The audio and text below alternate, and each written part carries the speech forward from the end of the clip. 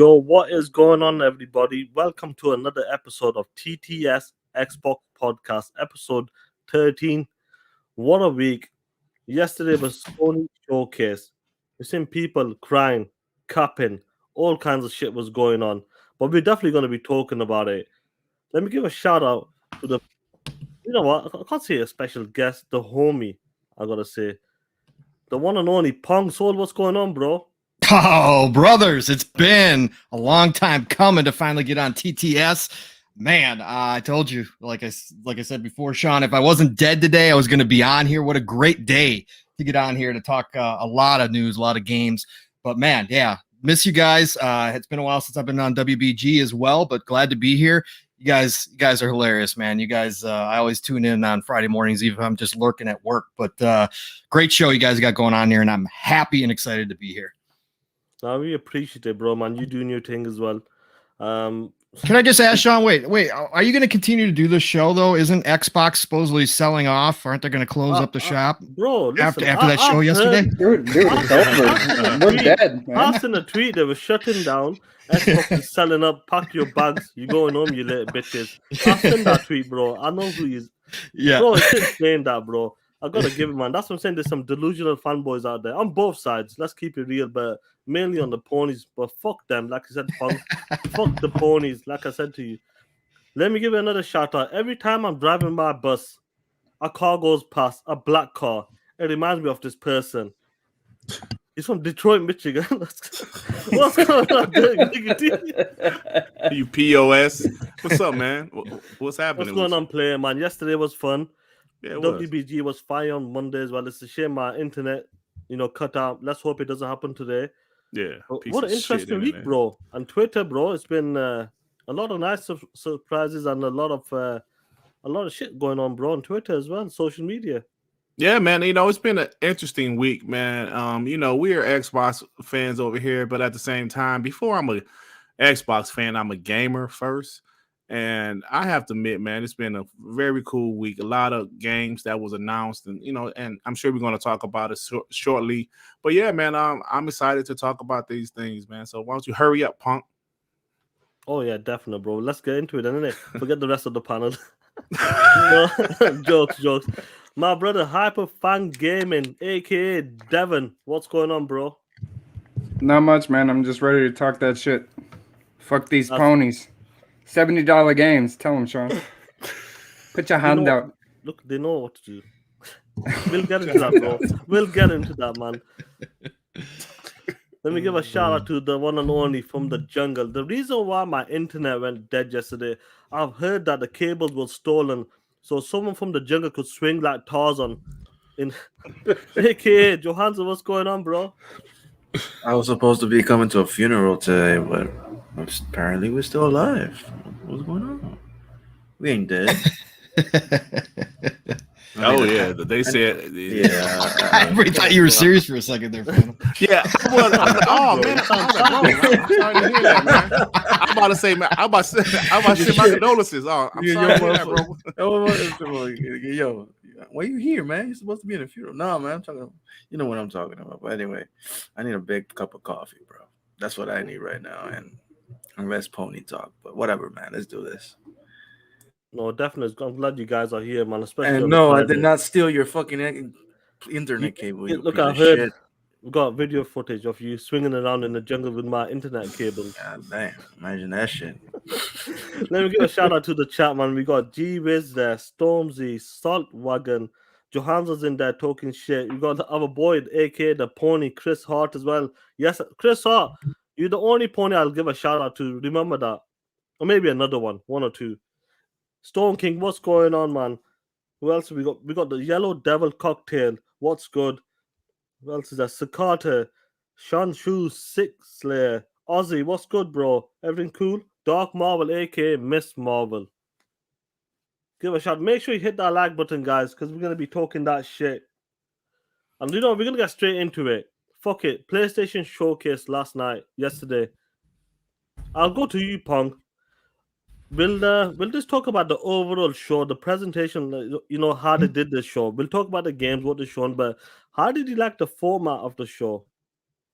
Yeah, the format was great. I thought they did. There was lulls. Let's put it that way. That's going to happen pretty much in any show. But I thought the pacing went really well. I loved how they saved all the extra stuff for afterwards. I think all of us in this community have talked about it. Like, you know, when Xbox did their E3 and then had the follow-up show that following Thursday, I believe it was, when they kind of did the behind-the-scenes developer talk and little expanded coverage of the games. I thought Sony took a cue from that, did that very well at the end of the show. You know, again, some people are going to have issues. Personally, I would not have separated the two shows like they did. Basically, it was two shows in one, right? So basically, you had the third-party multi-plat timed exclusive stuff up front, and then you back-ended it with the heavy hitters with the first party. Personally, I would have mixed that. I was started with first party heavy hitter, ended with a first party hitter, you know, and I would have mixed the rest in between to kind of keep that level of hype up, because everybody's there. Let's be real. No matter what, at the end of the day, even if it's timed exclusive, everybody's there to see your first party shit, right? Everybody there. And that's what people want to see. So that's the only change I really would have made. They made some curious choices with some of the games that I didn't think were necessary. And we could talk about that later, but you know, the death loops and that kind of stuff that's been shown a million times already. Don't think that had to be there. I would have replaced those with something else or just trimmed the show a little bit more and made it more efficient. But overall, I like the show. I thought they did a great job with it. As a gamer, I was extremely happy. So, yeah, definitely, man. Just give a shout out to Rock Bodgers75. What's going on? JD's in the chat as well. What's G-Wiz is saying he's giving it a 6 out of 10. Oh shit, talk that shit, G-Wiz. You're there. You seen the format. The 42 minutes it was. Did you like the format of it? How they were doing the transition in between when they're showing like the PlayStation logos, another X and square? Did you like the format again? Absolutely. I thought it was great. Like the pacing was pretty good. I really prefer that format as opposed to you know how E3s kind of used to be. I don't mind some talking. But sometimes a little bit too much talking can kind of, you know, I don't know if you remember back in the day, Xbox had an E3 where they was talking about Minecraft for 15 minutes, or PlayStation would have a guy playing the flute on stage and shit. And come on, man, let's just show the game. So I prefer this way that, you know, that they're doing it. I prefer it because, you know, we kind of just show game after game after game, minimum talking. So yeah, I really do like the format of it. Yeah. Hey, can I ask everybody here? Sorry to jump in, Sean, but what the hell was that intro? I thought it was gonna be like a next gen chess game, and then it turned. It was a commercial. They could have kept that. That wasn't necessary. I like the music. It was about 2 minutes long. It was a waste of fucking time. That was. I thought it was a next gen chess game. Legit. I thought they were to start their show with a chess game. I was like, holy shit, what's PlayStation doing? And then it winds up just being a commercial, and I'm like, really? Really? That's how you're gonna start your show? That was one problem they had. It's the film. But like I said, we'll get into that, bro. No, anytime, bro. Let me give a shout out to I'm Michael on what's going on. A Dogo with a cool saxophone. MK Michael 001. What's good? Interruption. What's good, man? Johansson, the format of the show. Do you prefer it this way still over the old school? Well, you guys gave it a praise. I like the format, but fuck the format. That's it. That's all I can say. I really don't give a fuck. I really don't give a fuck. I'm talking about the games. That's like. They had the little transition, that little transition, and whatever. Who gives a shit? Like, and woke up on the wrong side of the bed. Yeah, man. God damn. Get that shit, bro. Am I on the wrong show? Is this show called TTS or something? What's up, Pong? Talk that shit. You can say, I miss you, Pong. What's up, you went to bed hungry, bro, and woke up hungry? Hey, man, get yourself a sandwich or something. You know what happened? And when you wake up in the middle of when you're going to bed, right? But before you go to bed, you hook up that PlayStation 4 just to play God of War, and it pisses you off. Like, God damn, this piece of shit console. I hate it, but I gotta play God of War now. Again, that's what happened to me last night. And it looked just like the trailer, didn't it? Exactly. Oh shit! Your dev, what's good? The format. Hey, we'll get into the game. But the format. The format is fine. The format is fine, right?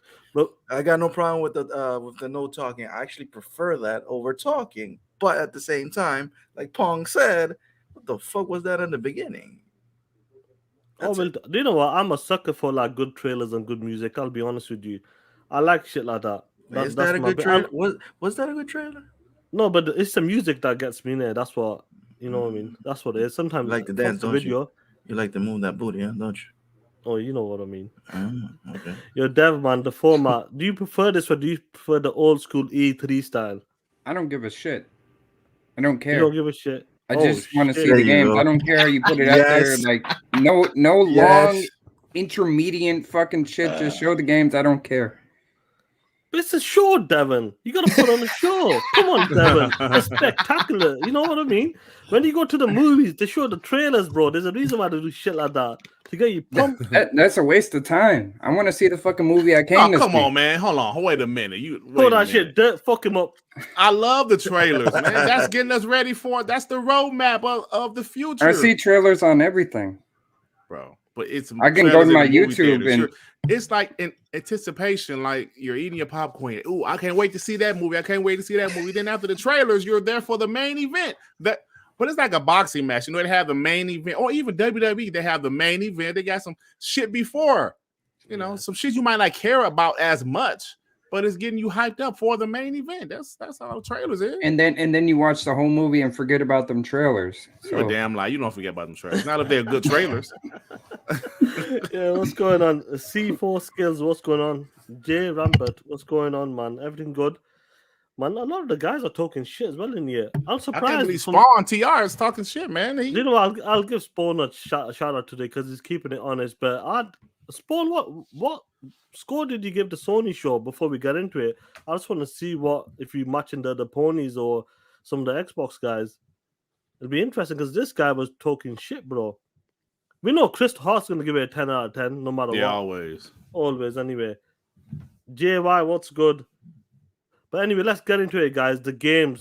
We've Yeah. seen some great games, a couple of great games, a couple of games we've seen before.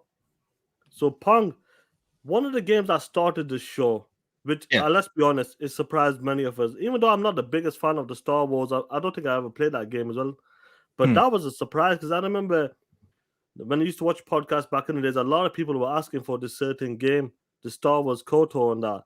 How surprised were you seeing that game lead in the PlayStation, 5 showcase?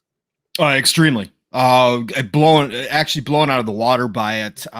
Immediately brought up a lot of questions.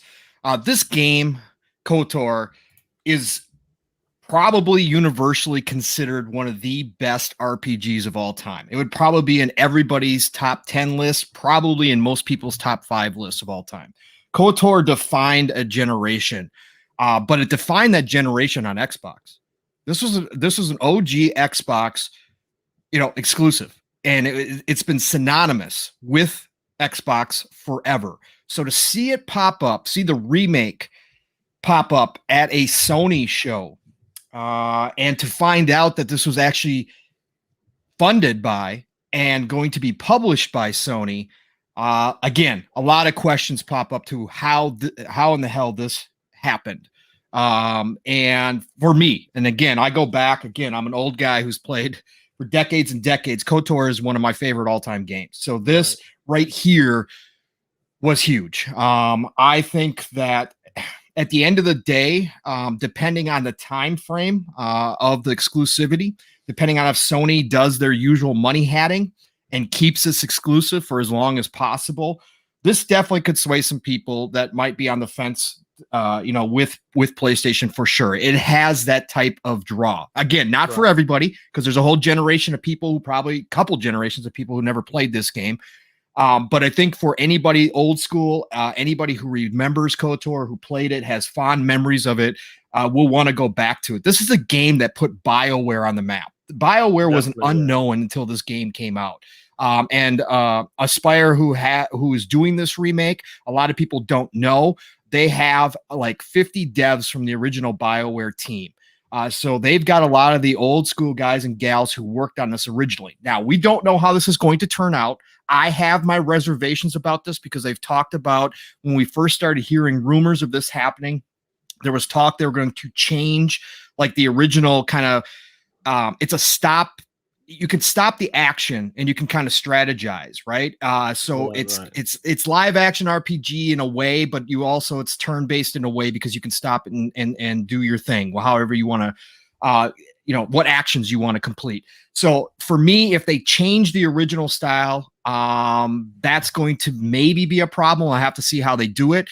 And number two, we don't know how they're going to handle the story because we know Disney has destroyed all the canon from the original, from anything pre-Disney for the most part, except for the originals and that kind of stuff. They destroyed all that canon and said it's no longer canon. But the thing is, Punk, after show what we talked about, they said they want to keep it true as possible. The guy goes early in development, so this game could be 3 to 4 years out. Oh yeah, for sure, for sure. And so we're talking about we might not even see it on Xbox if depending on the exclusivity, we might not see it until the end of the generation. Yeah, to be honest, but they did say when it comes to the story, they want to keep it as close as possible. I hope they do it. I hope they do it. I'll be good with it. But yeah, no, this is a big W for Sony. This is something, again, I question how this happened underneath Xbox's, watch. I can't believe they allowed this to happen. But at the end of the day, it's a big get for Sony. A lot of people have been clamoring for this, myself included. If this is how it had to get done,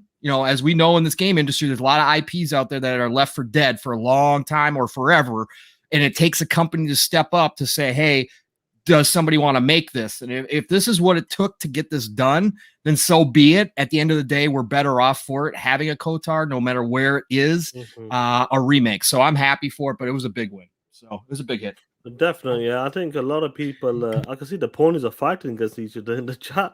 Yeah. You're spawn, I don't believe you, bro. Honestly, I can't, I don't know, bro. If you keep it real bad. I don't know, bro, man. I'll be honest with you, man. Your Paul G, what's going on anyway, man? Yeah, Dirt Man starts off with KOTOR and that.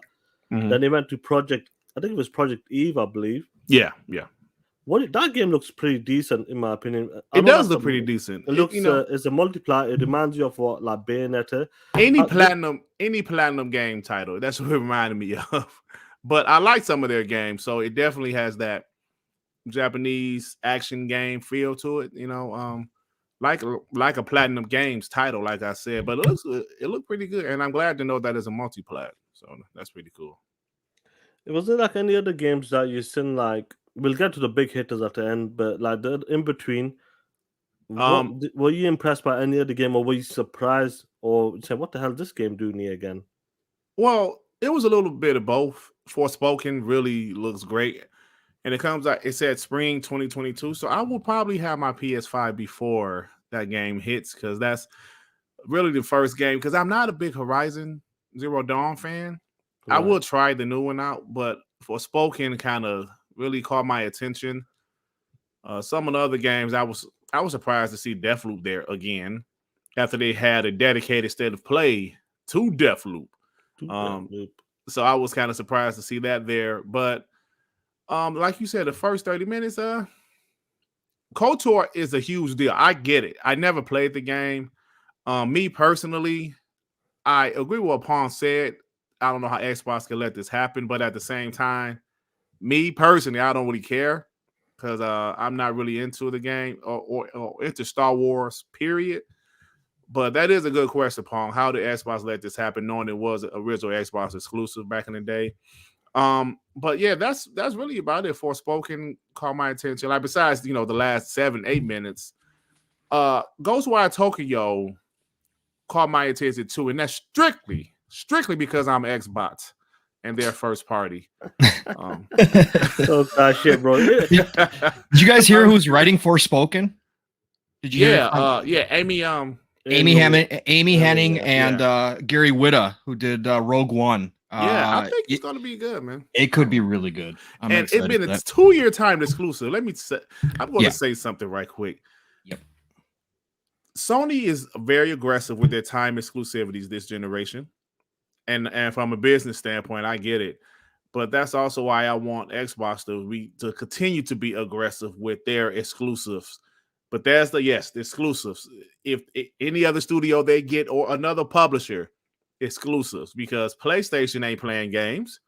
Xbox, I appreciate you guys saying, Starfield is exclusive, so shut up.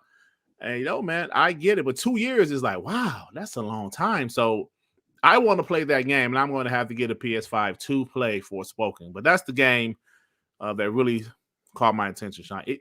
Even though we've seen it before, they showed a little bit more of it, and it looks good. Yeah, definitely. Like Dev, you heard the ponies. It's time to talk shit now. You've heard the ponies say that we don't buy new systems to play old games, and then they bang out. They didn't remaster with the Uncharted collection, which is going to the PC, and KOTOR is a remake, and they're all hyping these old games again. What do you have to say about these ponies, bro? When they keep talking that shit and take L's. I think it's funny. Like, it's crazy that they got that game for their console, but I can still play it on PC. This is all you Xbox. You can't play it. It's only on PlayStation. No, I got a PC guy. Try again. PC guy. So I don't give a shit. I don't give a shit that they got it because I can just play it on another platform that's owned by Microsoft. Yeah, the funny thing is a lot of guys I remember, like you've been around for a minute as well. You remember guys saying that PlayStation games will never go to PC.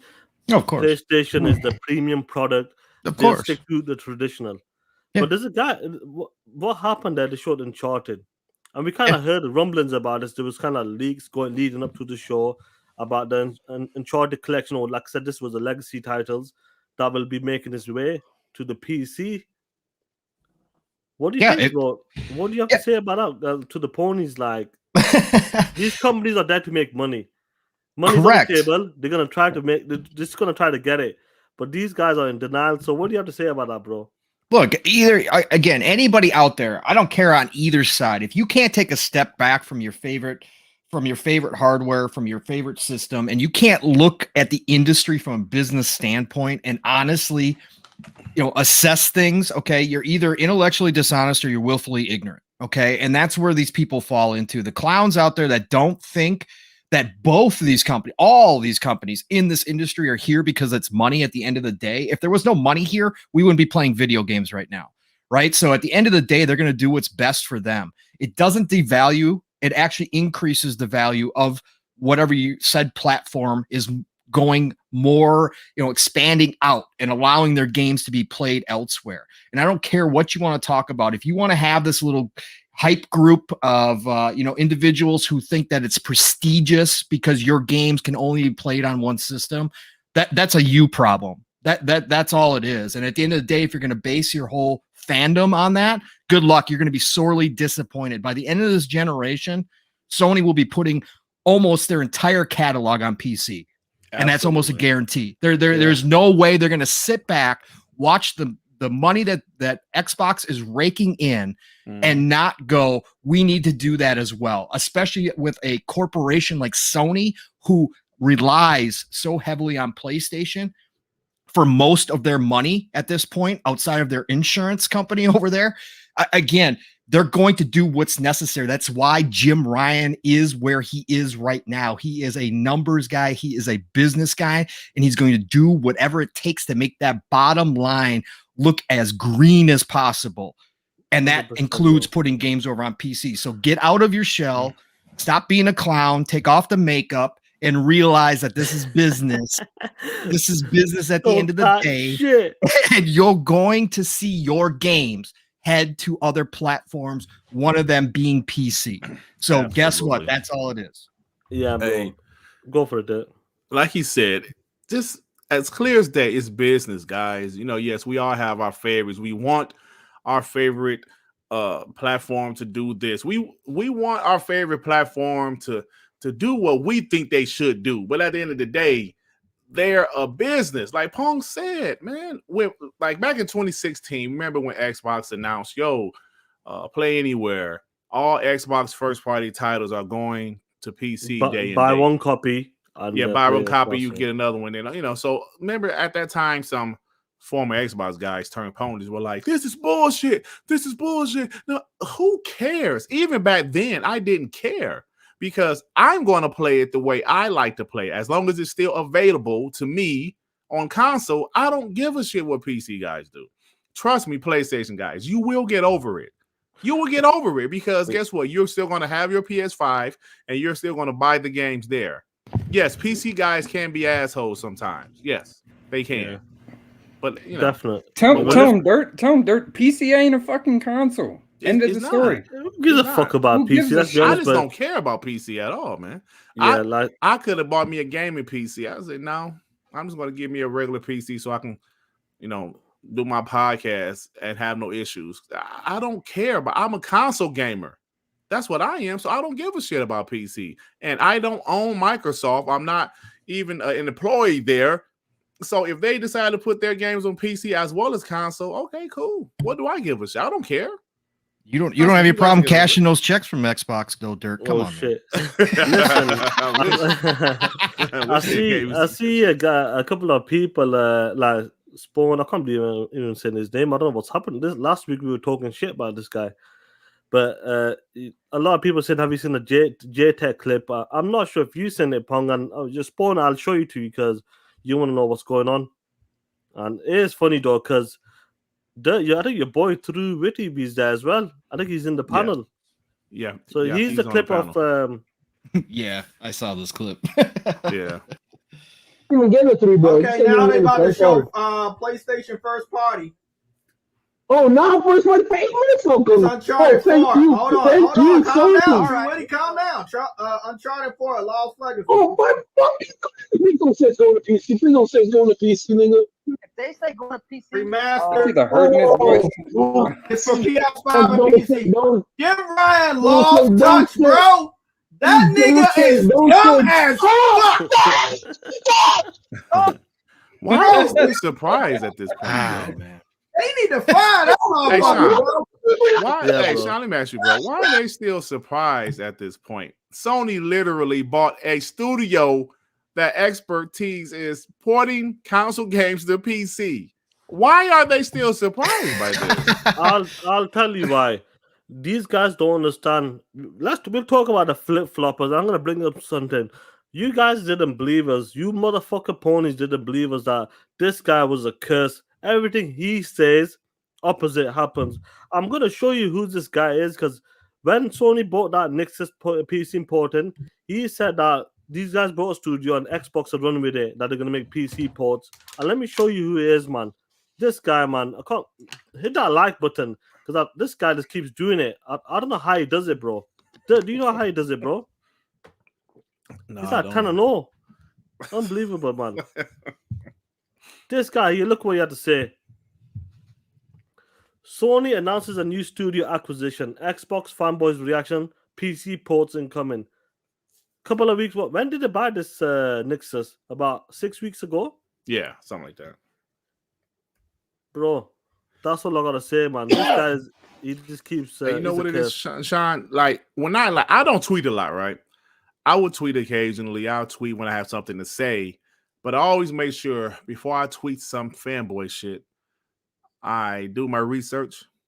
Obviously, some people don't do their research. If you did some research, you will see that Nexus port console games to PC. That's what they do. And maybe some Xbox guys said that because they did some research about Nexus. That's what they do. They port console games to PC. So I think that's the most important thing when you're on Twitter, social media, even your videos. If you're not sure about something, say you're not sure about it.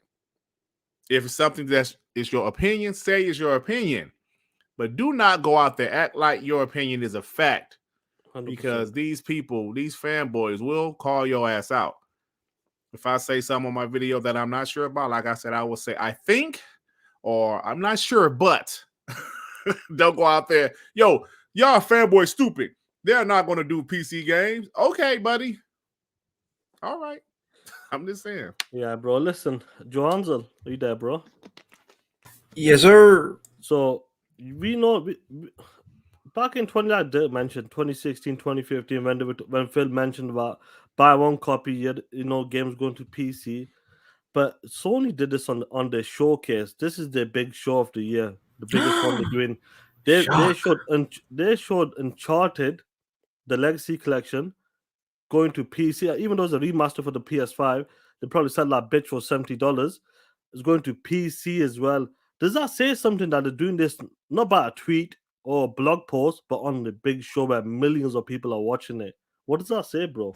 That they believe that games should go to PC. They You believe hear that, ponies? They believe that part of their business is porting their games to PC because there's money to make there. That's it. Simple. It's business. It's money. And by the way, I want to go back a little bit with KOTOR. This is the second time they've done that. That studio did it with Star Wars Commando 2. They ported the remastered version to PlayStation and Switch with achievements, with trophies, not on Xbox. That's an OG Xbox game too, by the way. This is the second time they pulled that shit. Nobody has said that. Just to let you know, that happened. Yeah, no wonder And Paul, you make me feel like shit because now I don't feel special when I get my Big Mac exclusively on McDonald's.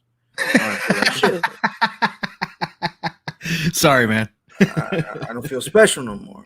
It's all about, that special club. Yeah, right? No, man, it's business, man. You fucking ponies are. I don't want to say the R word, but you guys are a bunch of idiots, man. Like, fucking for real. Yeah, God. don't say that, Damn. man. Yeah, man. What's going on, Sean? To other sync unknown And this is not going to be soldier. the only What's one. good? How many games the PlayStation have thrown on PC? We got Horizon Zero Dawn. Uncharted now is there. Days Gone. Death Stranding. Death Stranding. I'm waiting for fucking God of War. That will be the one that will melt down. People will fucking melt. Is Ghost on PC yet? Not yet. Not yet. That will be. God of War will set the ponies on fire, and Spider-Man when that happens, and I'm pretty sure that will happen. So. Yeah, it's interesting, man, to see a lot of guys they're on social media right now. David Jaffe was coming out. I don't want to mention other bigger guys because they're a bunch of bitches. But they were giving the show like a 4 out of 10, 6 out of 10. Spawn in the chat's giving it a 4 out of 10. If that is, always talking about the 4 games. I think for real, Spawn. Why do you give it 4 out of 10? Not even if it is 4 out of 10.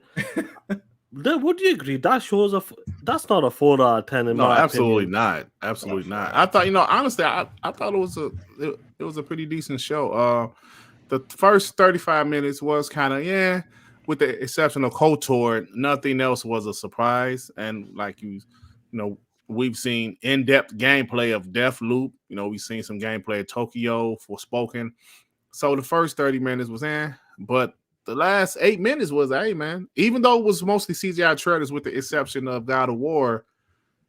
Listen, I'm okay with CGI trailers, right? Some people, announcement. I mean, CGI trailers. I'm just happy that these games are being announced and they're on the way. But some people, I'm gonna be real with the CGI trailers for a second. Right now, 90% of CGI trailers look at the game. Looks like the game exactly. It's not like nowadays. Before. I mean, yes, nowadays it's not like before. It's similar. You saw Final Fantasy VII cut scenes, and when you played the game, they all look like Polly Pocket and bullshit. Nah, this ain't Watch Dogs. Yeah, right. Yeah, but you know what? I'm sorry, Johanzo, but you're right about what you said. Nowadays, the graphics are so impressive that the CGI trailers aren't far from how the actual game looks. But I just like the whole CGI thing. I just want to stop. Both sides, my Xbox brothers and sisters, and also the PlayStation guys. Let's just chill. Now, if a game shows CGI trailers 2 years in a row, that's something. That's one thing. But if they have a CGI trailer, me personally, I'm excited for it because the game is on its way. When Xbox and E3 2020, it wasn't E3, the Xbox game showcase in 2020. Yes, they showed a lot of CGI trailers, during the COVID, when like COVID was really bad, even though it's still around, it was really bad. And look, I was still excited to see that they were showing a roadmap. Same thing with E3 this year. They had a few games that showed CGI, like Redfall and some other games. And PlayStation guys talk shit about it. Now, PlayStation showed Wolverine, Spider-Man 2. I know people are going to say, but we know what those teams are going to do. That's Insomniac. I understand that. But you guys are excited, as well you should be, because Wolverine and Spider-Man 2 is on the way. So it being CGI, I don't care about that. Like Newsom said, they told us CGI doesn't count. It was guys in my chat, in my comment section on my videos, saying, Dirk, CGI trailers don't count. What the hell you mean they don't count? If they're announcing a game. They're literally announcing a game that's on the way. So CGI trailers are fine by me, but I did say if they show CGI trailers 2 or 3 years in a row, now that's some bullshit.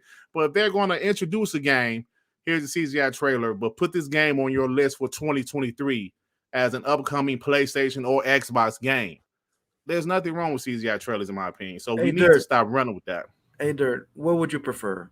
A JPEG image like Nintendo with Metroid Prime 4 or 3 or whatever, or a CGI trailer? Oh, CGI trailer. Definitely a CGI trailer, bro. And then what the fuck people are complaining about? Bro. Do you know who we need? Do you know who we need right now, guys? We need this guy.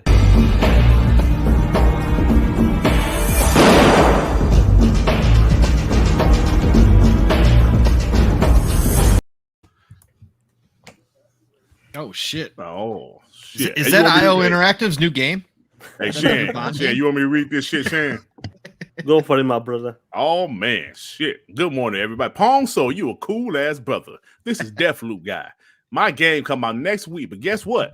I ain't buying this shit because I'm gonna wait a whole year for Xbox Game Pass. You know what I'm saying?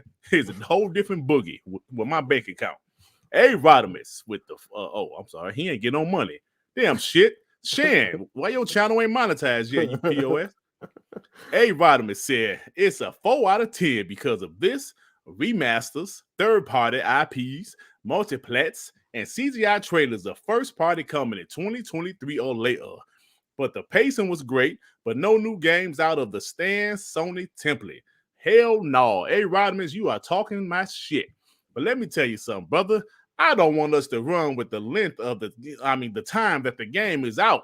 Because Xbox got plenty of games out there too, my brother. We don't know when the hell Perfect Dark coming out. Shit, Shan, do you know? No idea, bro. You don't know shit, Shan. You don't know a damn thing. So we got Perfect Dark probably 2023. We got damn Hellblade probably 2023. We got Fable probably 2024. So we can't run with that, Rodimus. We can't do that. That ain't right. But then again, fuck the ponies. Hey, Shan, I'm about to go. Call me when you need me, you POS. Catch you later, bro, man. Yeah, Rodimus, I understand. He makes a good point. GTA remastered. Alan Wake remastered. Yeah.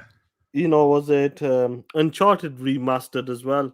What was the other game? Remake. KOTOR's a remake, but that's a big surprise. Yo, they're hyping up a lot of Xbox games now that I think about it. KOTOR, Xbox. Alan Wake, Xbox.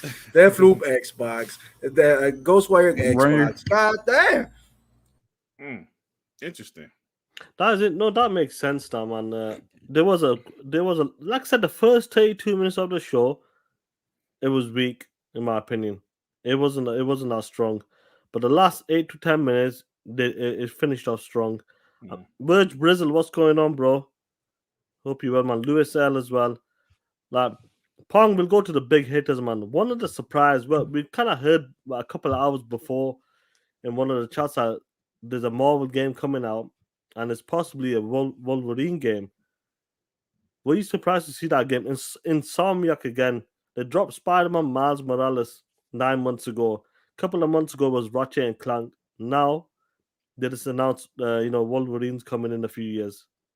Yeah, they're living up to their name, aren't they? Insomniacs. They don't obviously sleep or eat or have real lives because this dev team is pretty incredible. I got to say that I give them all the credit in the world for what they do over there. This Wolverine was a gigantic surprise. Anybody who knows me knows that I'm not a big superhero guy anymore. I don't live and die by them. I'm not into the MCU. A lot of it is because of what Fox did to X-Men, which is my favorite group of superheroes. And so I've kind of lost a lot of interest. But when you flash Wolverine, after you have already locked in place Spider-Man, you've got two of the biggest names in superheroes now. And I think it was very impressive that they not only got the Wolverine license, but they're giving it to Insomniac. I mean, obviously, who else are you going to give it to? But at the end of the day, for them to lock that down and to bring us a Wolverine game is huge. And again, you can't understate it. It also, it definitely showcases the fact that Xbox right now doesn't have any superhero games, and superheroes right now, for take out my personal feelings on the whole genre, superheroes are huge. Again, what Rocksteady did with Batman, for Warner Brothers changed the game, right? Back in the day, superhero games were meh. All right. Bro, it was listen. Bro, listen. There's You know movie that Batman. crossovers. Yeah, they were crossovers, but the Arkham Asylum, I was blown the first of all, I was bootlegging it, so I didn't give a fuck. I wasn't paying for shit besides the DVD. So that's what I was doing anyway. But that Scarecrow, when he goes into the nightmare, blew me the fuck away. Yo, right. Blew me the fuck away. Whoever remembers that in the chat, I thought my fucking Xbox broke. Like, I'm like, Dev, Dev, are you gonna get going, bro? I'm gonna be going here in a minute. Yeah, I'm gonna be going to get a new phone, man. I'm gonna get one of these high tier Galaxy phones. Be my first Galaxy, man. We'll get your take on the Wolverine game then. What was your take? Were you surprised that Insomniac is making that game? I was surprised that they're making another superhero game. Yeah. Didn't see anything other than it was basically just a reveal, because they said that whole CGI thing was not actual gameplay, but yada yada. I'm not a huge Wolverine fan, but like the fact that they have another superhero game exclusive to the platform, that's a good grab. That's a big grab for them. And I think Xbox needs to lock down something. I was saying Xbox needs to lock down. They should go for Superman, in my opinion, but a lot of people are against that. But I think Superman, the open world Superman game, I think that would be awesome. Agreed. Definitely, bro. The biggest question with Wolverine though is whether or not it's going to be mature rated. If it's mature rated, man, you got yourself a gigantic hit. I think it is, because once it can't not be. I think once you show a lot of dead bodies on the floor, you show a guy trying to stab another guy in the back, and you show a guy with blood in his fist. I think it's going to be mature. I hope so. I hope they don't try to tone it down, because that's not Wolverine. Plus, there was alcohol in the scene. Yeah, but that has nothing to do with the game. They just made that solely for the reveal. That is the game won't look like that. A CGI trailer is to show and to give a mood of what the game is about. It said not actual gameplay. That's all I was saying. Oh my god! I said the mood. Whatever. The tone. Set the tone. It's gonna set the tone. Yeah. So if this game isn't rated R and it's like a rated T for teen type of game, it's probably gonna be trash.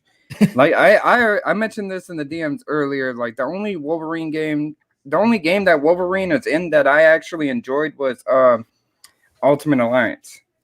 That was it. If it was any other game that he was in, it was probably trash, or I don't remember it. So that's my whole point. Hey, I don't really want to bring this to my attention, but I mean, I'm going to say this. There's a dickhead in the chat talking about the poor Xbox owners. Yeah. He's talking about what Xbox doesn't have, right? How about you talk about what PlayStation doesn't have, you piece of shit?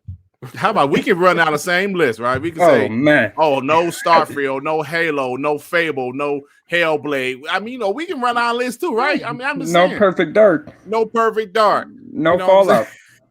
no Fallout, no Elder Scroll. What do you want to do? I'm just saying, bro. You keep on copying and pasting that shit. They see these dudes only Halo. You see, that's what I'm saying. They don't look well. They conveniently don't look. Fable is a kid's game. Oh my god. Okay. Okay. You must think Fable's a kid's game. No expandable stores. You know what? You're saying the pit. Talk that shit. Soldier. Yeah, my bad. Talk unknown soldier. Talk that shit. Whoop his ass. Kill the motherfucker. Man. You know what? I'm sorry, Punk. You motherfucker. You motherfucking ponies. Hell no. No, listen. Shit. I think that guy accomplished his mission and triggered you guys. Fuck him. Listen, you ponies. This is for you. That's what you can do. That was a fire ass video. You know what to do. Hit that dislike button and get the F out of here. Now I can't swear because my daughter just walked in now. So get the F out of here, you bums. See you next Tuesday. Next Tuesday. But should Wolverine, bro. I know yesterday we had you, Johansson, Sue was going off on one and that. Oh He's my saying, god. what does Wolverine do? Okay. Sure. What does Wolverine do different? What can he do? He doesn't have the superpowers, like he can't fly. He doesn't have the gadgets. Do you Yeah. disagree with that? I think they can make a solid Wolverine Absolutely, game. bro. They've made solid Wolverine games. Remember the Wolverine game, Wolverine Origins, and the 360 generation game was amazing. It was M rated. It was bloody. It was violent. They had puzzles. They had some. Bro, they can do so much with the Wolverine IP. First off, yes, he's a badass. First off, right? First off, he's a badass. All of these games where the character would just regenerate health. He really does that, right? The character Wolverine really regenerates health. So it makes sense. And he's just a badass, man. Straight up. Bro, the game is going to be dope. And Insomniac is very good. They're one of the best developers out here, man. And I really can't wait for the game. I know it might be years away, but I'm still excited for it. So yeah, that game is going to be dope, man. I don't care what nobody says. I just think it's funny that you have the prospect of a game of a dude that is it's kind of bulletproof, stabs people. Yeah. And he goes to fight against sometimes the Yakuza or goes fight. I mean, you can do whatever you want with Wolverine, basically. Yeah, you can, man. You can. So I'm excited for the game, and that's it. I mean, there's an endless possibility with Wolverine, though. But what's interesting is, I don't know if I've heard right or I'm crazy, but apparently Insomniac wants to make their own video game universe with Marvel. So it's a good step. Well, shit, what they doing? Well, they off to a great start. And by the way, how the fuck Insomniac does 4 games in less than I just don't know, years? man. They already dropped 2 games. It's only 10 months into the generation. They already dropped 4 titles. Well, you could say Spider-Man was a smaller title, but Ratchet & Clank was still look how polished and that good. Yeah, still polished. I mean, somebody even said it on Twitter. Like Santa Monica dropped only 1 game last generation. 1 game. These fuckers are going through 4 already. That's the same as the 343, with Halo. Yeah, 343 only dropped 1. Yeah. It's just, the same problems. But at least 343 got a multiplayer. But yeah, I mean, that's crazy, man. I guess it's just some studios' work ethic, or I don't know, man. I don't know what to say. It's crazy. Leadership. Leadership, maybe man. that's what it is. Yeah, it's leadership. They've got the right people in place, and they've got their teams all on the same page at all times. Yeah. They know exactly what they have to do. They've obviously got the plans laid out perfectly, and they execute. Pure and simple. That's what it's all about. It's the name of the game. Some teams are better at it than others. Yeah, but Insomnia looks like COVID never existed. Right. Exactly. Everybody, games got delayed. Not Insomniac. Not Insomniac, bro. It was like, wow. They're killing it. So definitely, bro. But one thing I want, with the Wolverine movies, I'm pretty sure most of you guys have seen the Logan movie. That was R-rated, and that's the way I want the game to be. Oh yeah. That shows when you watch the old X-Men's and the Wolverine movies, the Tokyo ones, all that bullshit, Japan. The fighting, when there's no blood, none of that, it looks crap. It doesn't suit that character. Correct. So I really hope they can make it a bit brutal. Like with the Batman Arkham games, it is a bit brutal. You can see the arm breaking and all kinds of shit going on. So let's hope that Wolverine games, Insomnia kind of makes it a bit more for adults, hopefully. But no, that having Wolverine exclusive for PlayStation with Spider-Man does give a bigger argument to Xbox to get a superhero. Oh yeah, as soon as possible. Oh yeah. It's hey, Sean. I know you got, bro. Go ahead.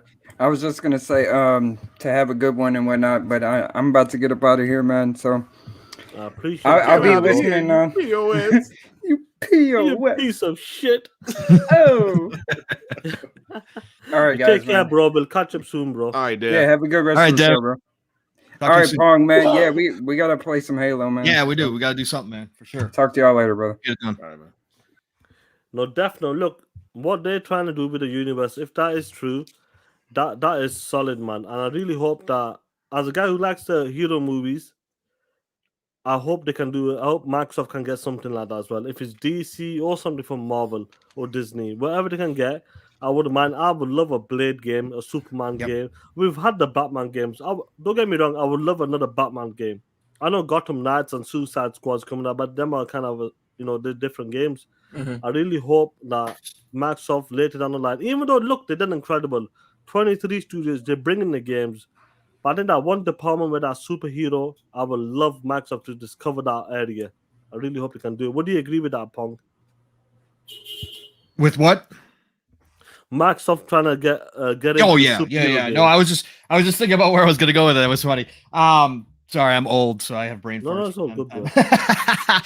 No, this is exactly. I was talking with Fun Speculation. Shout out to Mav behind the scenes in the DMs last night after the show. We're going to talk about an Xbox Ultimate tonight for sure. Awesome. I think that I'm not big into chasing trends, right? I think that that's a dangerous slope to go down. But with as gigantic as superhero games are right now, and just again what MCU has done, in general movies, for the masses, I think that for sure you have to chase this. And I think right now you missed out on Insomniac, so now you've got to pay the piper, right? There was a lot of stuff going on at Xbox that allowed Insomniac to slip away. But I think that right now you go and you make WB, AT&T, Discovery, whoever the hell's in charge over there, you make them an offer they can't refuse, and you get Rocksteady and you get Monolith. Both of those developers have proven that they can handle licensed IPs. And then I think you ask them, who do you want to work on? What IP do you want to work on? And as far as superheroes go, and you go get those. I don't care what it costs. I don't care if you have to pay out the ass for a Batman or a Superman or whatever, a Blade, a Spawn. I don't care. You go get that IP and you let those teams start working. Because I think Rocksteady, despite all of the turmoil over there, despite all the unknowns, the up and downs that they've had, they have produced consistent games that are high quality. And I think underneath like an Xbox umbrella, where they are left alone and they're given all the resources they need, and they don't have to worry about anything else. I think you got the potential for another Insomniac right there.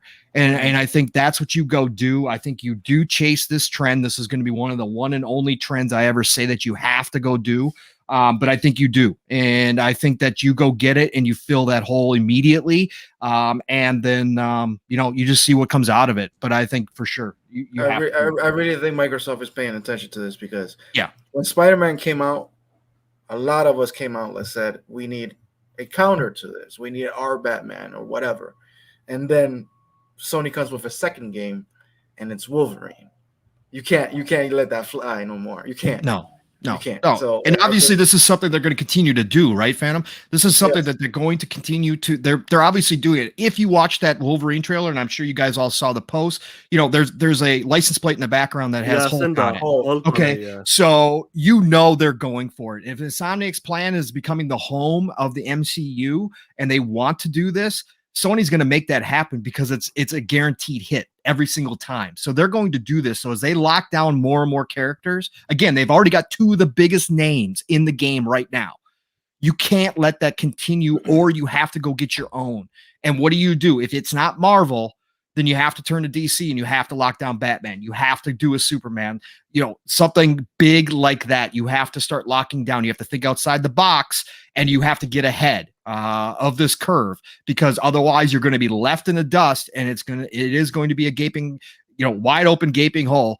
Pause. But at the end of the day, I think that this is something that Xbox can't leave unanswered for sure. Well, definitely, man. Would you agree with that? When it comes to like Insomniac, man, they're doing a great job. What a hell of a studio, first of all. Shout out to that. Look, we Xbox guys, no matter what, but you got to give credit where's due, guys. Absolutely. Insomniac, Wolverine, they came with Spider-Man 2 trailer as well. These two, like what Pong was saying, the MCU is hot. Shang-Chi, I know me and you, I'm watching that again with my brother tonight. That movie is going to start off the MCU again, the next phase with that movie, definitely. I'm not sure, Pong, if you've seen Shang-Chi, No.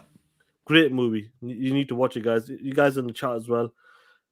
The MCU's killing it right now. It's hot. They got Wolverine. They got Spider-Man. you never know what's gonna happen in the future. Could they get the Hulk or the Blade games, or Right, maybe yeah. an Iron Man game? So does Microsoft need to do something in that department when it comes to superhero games? Yes and no. Let me explain myself. First off, I would love to see Xbox with a superhero game. I don't really care about all superheroes, but specific ones I really would love to see a game. And I will say this: I believe it was Slow Mo said last night on his show. By the time Wolverine is ready to drop, by that time the MCU will most likely have introduced X-Men into the MCU by then, maybe about 3 or 4 In years about from 3 now. 4 years. Yeah, Yeah, so I thought that was a great point that he made when I turned to his show last night. And he's absolutely right. So yes, I would like a superhero game from Xbox. Now, the part why I said no is strictly because of what Phil Spencer said last maybe like a few weeks ago. We don't necessarily want to do everything that Sony is doing, which I understand. We hear about Sony games they're not as diverse as Xbox catalog at the moment. We know what Sony games are going to be. Third person, story driven. Now there's a couple of superhero games, and I'm sure these games will be quality, no doubt about it. So you see both. Me selfishly, I definitely want a superhero game just to kind of compete with what PlayStation is doing, but at the same time, they don't have to do everything that PlayStation is doing. Xbox is the home of Western RPGs right now. PlayStation doesn't have that. Now, PlayStation, you can say they're the king of story-driven third-person action games. They are. But Xbox is doing some different things that they're making their own lane, right? They're making their own lane. Yes, superhero stuff is absolutely very popular at the moment.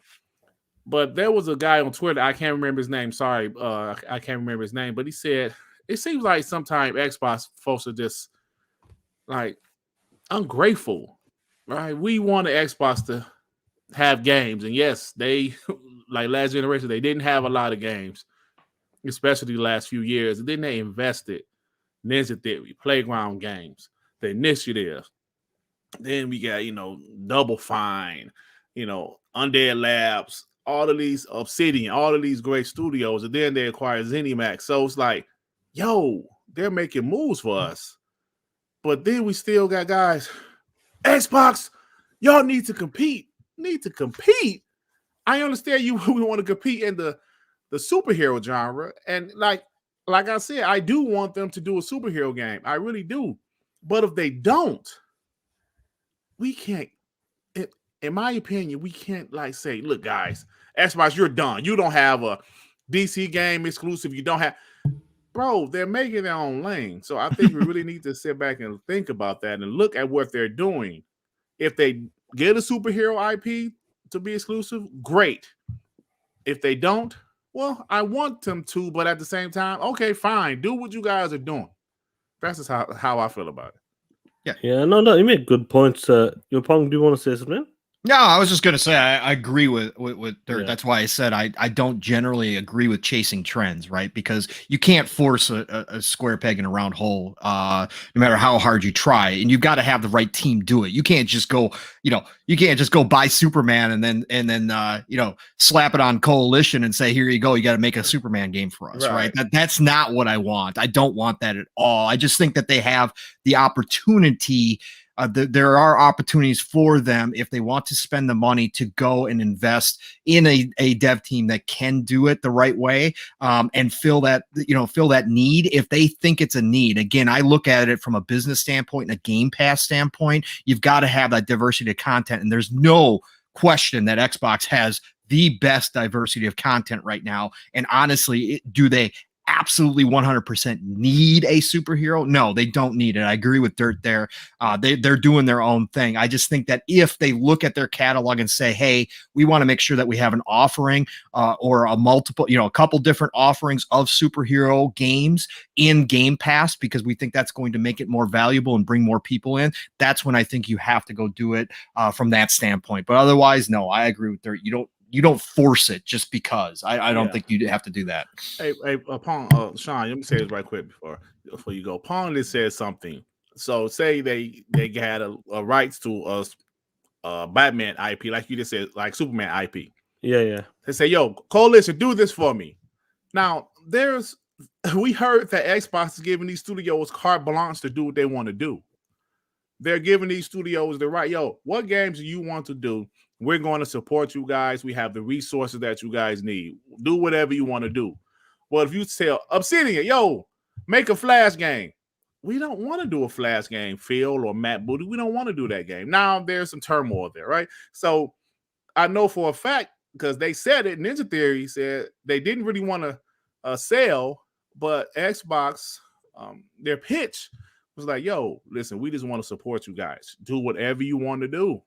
We're just going to be here for you. Well, they say, yo, Ninja Theory, make a Green Lantern game. Everybody, what? But I mean, like, you know what I'm saying? So I do want a superhero game. Don't get me wrong. I'm not saying I do want a superhero game, but at the same time, they're trying to make their own thing, right? They don't have to do everything that Sony's doing. No, definitely, bro. Look, I don't want Microsoft to just give me the Superman IP and, like I said, throw it to one of the studios. No, a lot of people, I think Rocksteady has said that they wanted to make a Superman game for a long, long time. Mm-hmm. But I think, WB didn't want to take that bet. They make a Suicide Squad. That's going to be interesting. We will see that fandom, DC fandom. But like Johansson, I'm not saying they have to compete in that, but there's something they have to look into because, like I said, the MCU superhero movies are hot right now. Kids love them. Spider-Man's loved. Wolverine is loved as well. I think they need to hit something. So, Johansson, what superhero game would you like if Microsoft could get one or maybe two? Which one would you prefer? If you're chasing like a big IP, you must get well-known, something close to Batman. If you're looking for something that it could,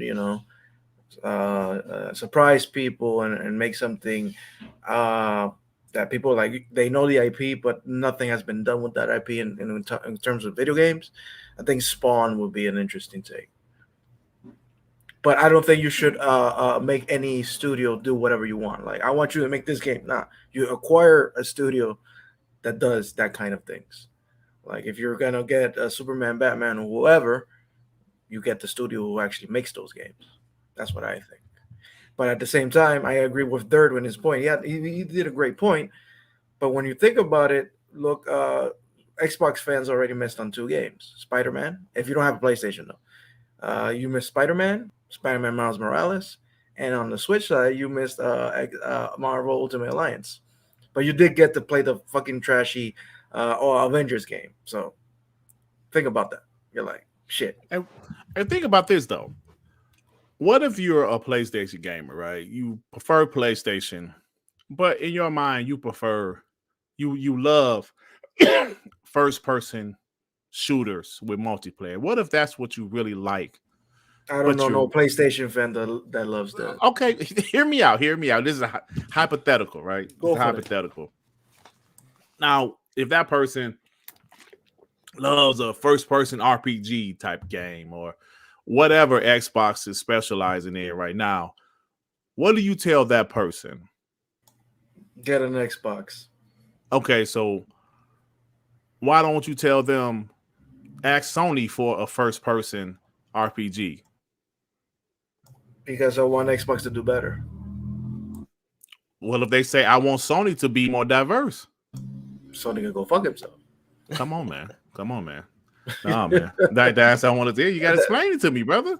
Does their fan base asking for that? No, their fan base ain't asking. I said this is a hypothetical, man. This is a hypothetical. Of course they're not. Of course they're gonna ask for it, but they're not doing it. We are asking for it as Xbox fans, aren't we? Yeah, I mean, I'm not saying you're wrong for asking for it. I'm just saying you just put a comparison saying if like they already had 2 superhero games already, and Xbox has none. Which I understand, but my point is, what if a couple of PlayStation fans want a first-person RPG? They should ask for it. Okay. No, it's a difficult one, but the only reason why you know, when something becomes exclusive, look, we've had Spider-Man games, Batman games, they were the successful one, but like Wolverine games, the old school Mm-hmm. Superman games. But as soon as when Spider-Man became exclusive, it does something. It does do something. It hits different, regardless if the game is shit or not. When that Spider-Man became exclusive to the PlayStation, that was a big game for them, and it sold really well. And I think I would like to see that for Xbox as well. An exclusive superhero game, maybe one of these days in the future, that hits the same level. Like, look, if you want to play this superhero game, you need to get into the Xbox ecosystem. Straight up. Yo, Ray, what's going on, man? Hope you well. Salt Wagon as well, man. Hold on, what's going on? Can you hear me, guys? Yeah. I was Oh, waiting for you sorry. to say something else. Oh, so I thought you guys went silent. I thought somebody cut off there for the second. no, Oh, it's shit. not I thought weird. my internet gone down. No. But at the same time, fuck it. This game, when is coming out? When is Wolverine coming out? Shit. Yeah. I would say 2024. I would say 24. Man, I don't think it's coming 24. Yeah. Insomniac's that good. They'll have it out. Now that I think about They it, might have that shit out. They'll have it out. Hold on. If Spider-Man is coming 23, I can say 24 though. 24. Yeah, last September time. So 24, man. Yo, that's 3 years, bro. That's 3 years. That's 3 years, so good. we could get our TNMT exclusives. All right, cool. That Shizno Elite said. He goes, I love Xbox. He loves playing Xbox. But if PS is the only place I can get superhero games, then that's where I'll go as well to play them games. Yeah. What do you think was going to happen to all of us here? We're going to buy PlayStations eventually. Yeah, see, and we're going to play Wolverine over there. Yeah. That's what I'll do. You know, Emmanuel talk that shit. Oh, man. But the thing is, see, that's what, okay. That's the thing. We all have specific games that we want to play. And I want Xbox to have a superhero game also, but all I'm saying is that we can't ignore what Xbox has been doing lately and start being ungrateful and begging, yo, get a superhero game or else Xbox. No, God, no. That's what I'm kind of hearing from guys. That's what I'm seeing on social media. I do want a superhero game on it exclusively to Xbox, but like I said, at the same time, if we don't get a superhero game, okay, I'll play them on PS5. Is that a real question that motherfucker asked? What? Little Larry, Mike Larry, Logan was the last one for Hugh Jackman. The last Wolverine movie? The last Wolverine movie. Yeah, it was Logan. Yeah, definitely. Man. I don't know. What's going on, nuisance? No, I agree with you. You don't need to chase it, but when something's hot, I think you should look into that. Definitely. There's definitely like Phil says it. There's always room for improvements. When something's on your platform, you want to try to hit that mark as well. They cover the racing franchise, the shooters, the Western RPGs. Bro, you know what I mean? The Starfield's like a space game, adventure game, sci-fi game. They'll have that shit covered as well. So, obviously, we do get a bit selfish at times. Like 23 studios, they're still counting. We want more, and that's who we are. As fans, gamers, we want to do better than what the competition is doing. Otis Harris Jr., the Punisher would fit. Yeah, that would fit perfect. The Punisher. A lot of people thought it was the Punisher as well. Like, is it Punisher or Wolverine? It was between them two. They were saying a few hours before. Yeah. So look, Ray goes out to have Take-Two make a superhero game. I'd rather have Take-Two. Period. You know what? We'll bring that up again. We'll bring it after the thing. So like we talked about Wolverine, Spider-Man 2 got announced as well, guys. That's coming in 2023. They showed Venom's in it. Miles Morales is in it as well. 2 years, bro. So within the space of what, 2.5 years, 3 years is dropping another Spider-Man games.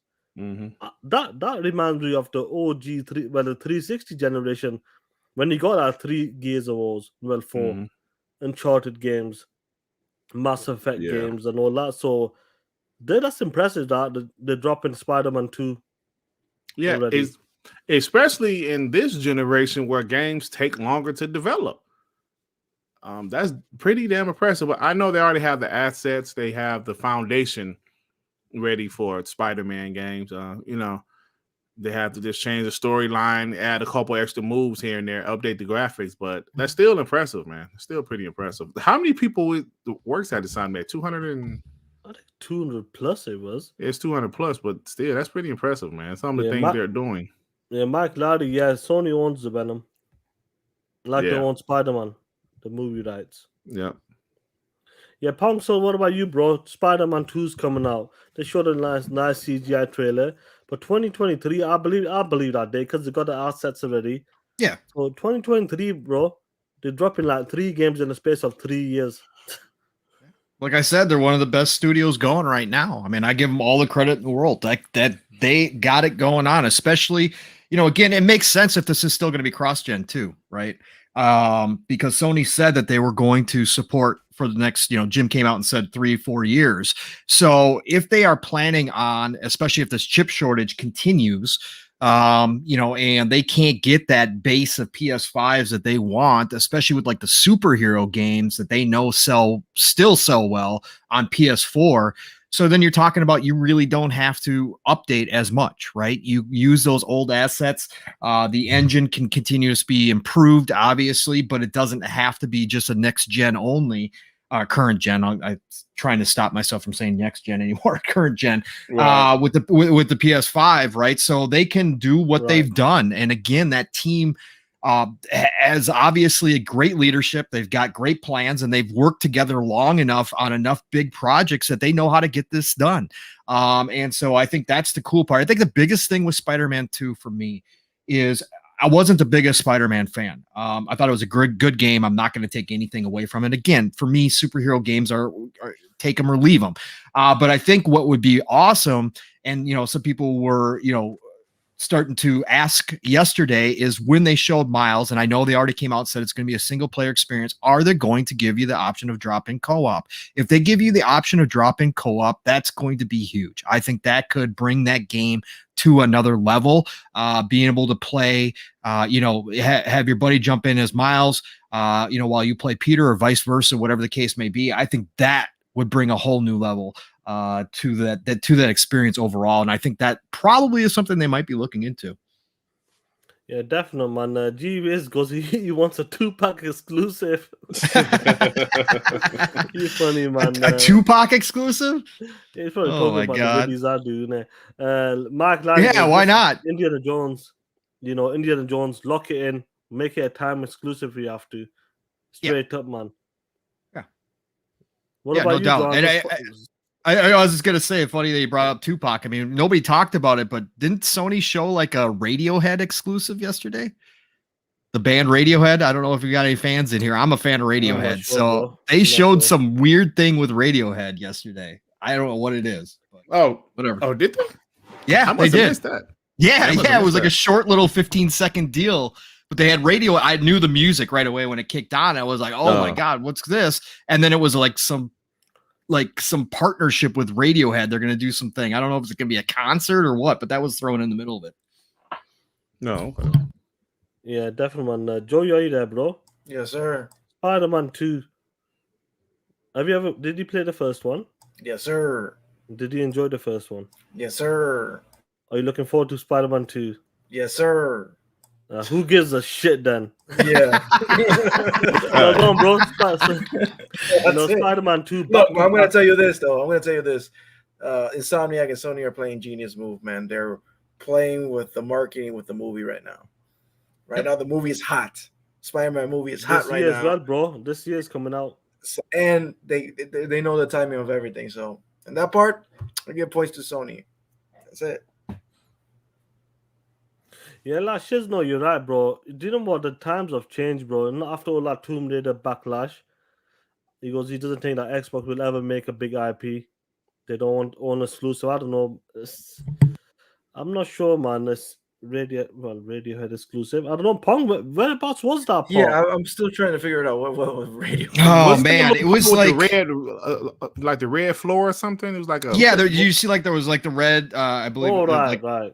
the red and gray, and it had Radiohead's one of their biggest songs. It's a Radiohead and Epic Games collab. I just looked it up. Collab on Kid A exhibition. It would appear that Radiohead and Epic Games are gearing up for some kind of visual and musical artistic exhibition. We were teased, and we should get more details soon. It's launching November 2021. So yeah. So another concert inside Fortnite. Yeah, it's Kid Amnesia, which is one of their biggest albums of all time. So it's gonna be a Fortnite concert. There you go. Some kind of crazy thing. Yeah, it was right after. I think it was. I believe this is right after Deathloop, is where it appeared. So strange as it sounds. Like I said, I had no idea what was going on there. I was like, what? What is this shit, Sony?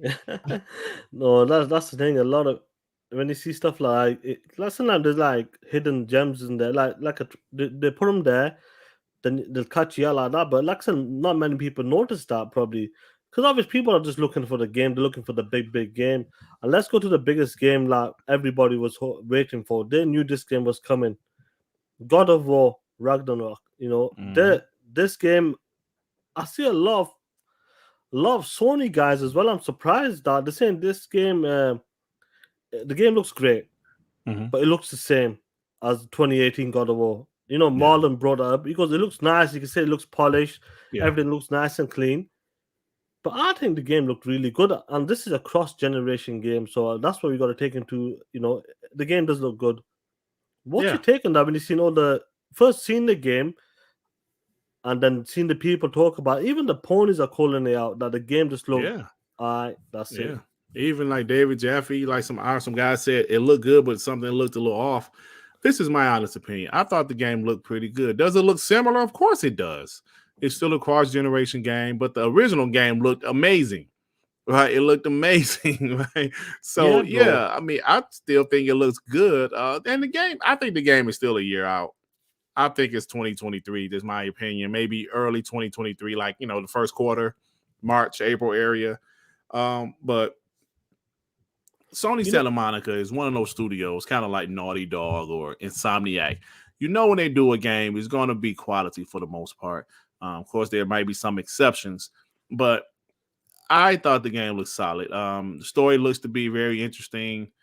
We saw Thor Hammer. We saw, some other stuff. And I love the first one. I mean, the one from 2018, one of my favorite games of all time. But you know what? There's a lot of people saying it didn't look that great. So I had to look at it again. Like, hold on, let me see. And it still looks good to me, But like I did say, it doesn't blow you away like 2018 did. But it still looks solid. Yeah, like Pong, when he enters the boat, like the boat underneath the bridge and kind of enters the busy area, I think the detail looks a lot better in the busy areas. Yeah. When it's like canoeing the boat.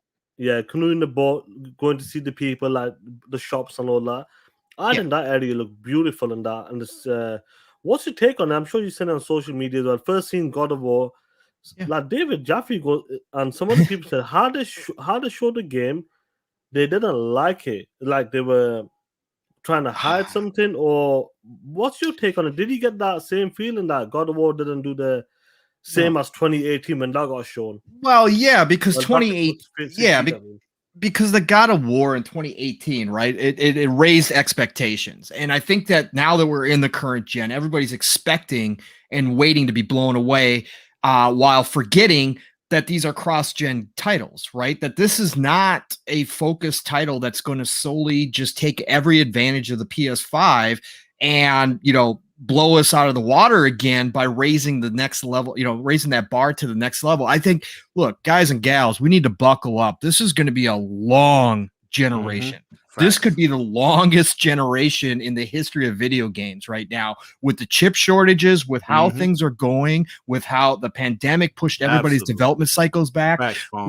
Look, this is going to be an 8, 9, 10-year generation. Now, take those, rumors about the mid-gen, refresh and all that kind of stuff. About that. Yeah. But I'm just saying that overall, we we've gotten into this habit, especially the old dogs in the community know how a generation's supposed to go, right? The generation starts, there's some cross-gen, there's some lackluster titles, but then by year 2, you're seeing those full those full current gen exclusives that are blowing people out of the water. That's not how it's going to happen this time around, right? Yes, we're going to probably have the title or 2 here and there. Ratchet and Clank push some things forward. Obviously, there was some smoke and mirrors there as well, but Ratchet and Clank pushed some visuals forward. Starfield next year could push the medium forward in certain areas, but we're not going to start seeing really, the Unreal Engine 5 is just barely been born. It's just fresh in the hands of these people. So until we get the Hellblades, until we get 3, 4, 5 years into this generation, that's where we're going to start seeing some mind-blowing experiences like, oh man, this is what I was waiting for. This is what I want to see. So I think everybody just needs to calm down a little bit, understand where we're at, that not every game that comes out, especially with these cross-gen titles, especially with these titles that we know for a fact, that God of War Ragnarok was probably a DLC that was planned, and then they expanded upon it to give them content for right now, next year or 2023. I think that's what happened with a lot of these titles. So, again, I liked what I saw. I love the details in the game. Like you were talking about, Sean, you could definitely see some improvements here and there. We're still a long ways off from release on this title. So I think everybody just needs to take a deep breath and understand where we're at. It's a different time. It's a different industry right now. So Pong is big. Hey, man. Oh, I'm sorry. You about to say Joey? No, I agree with what you're saying 100%. But I think one thing that Jeffy said, and I agree with Finn in that one, is that it's not how the game looks. I think the trailer is just bad.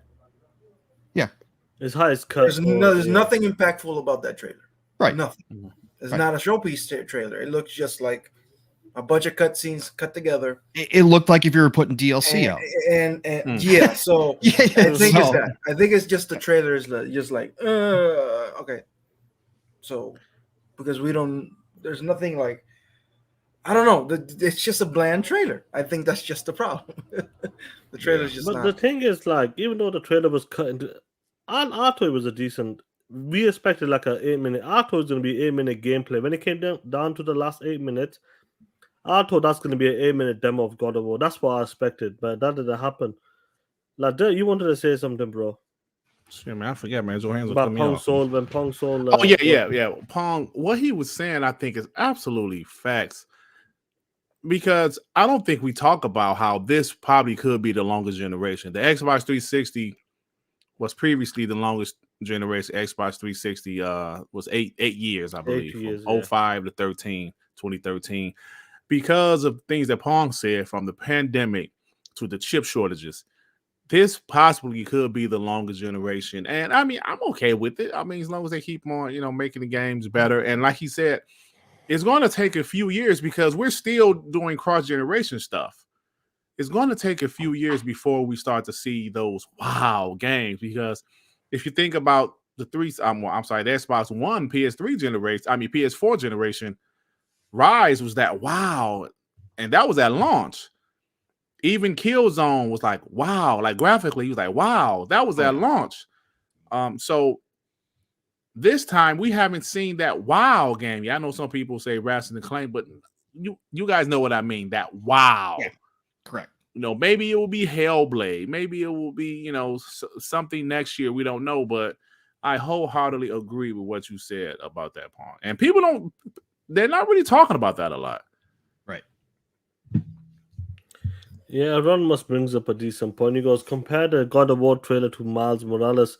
When we first saw it, we all thought that Miles Morales was PS5 only. It's the way they present it. Yeah, that was a solid trailer. Mm-hmm. Yeah. It's interesting, man. Like, God of War, man, you can't deny it. Regardless if you don't, not every game's for everybody. Let's keep it a buck. Mm. But you cannot say that's not a quality game.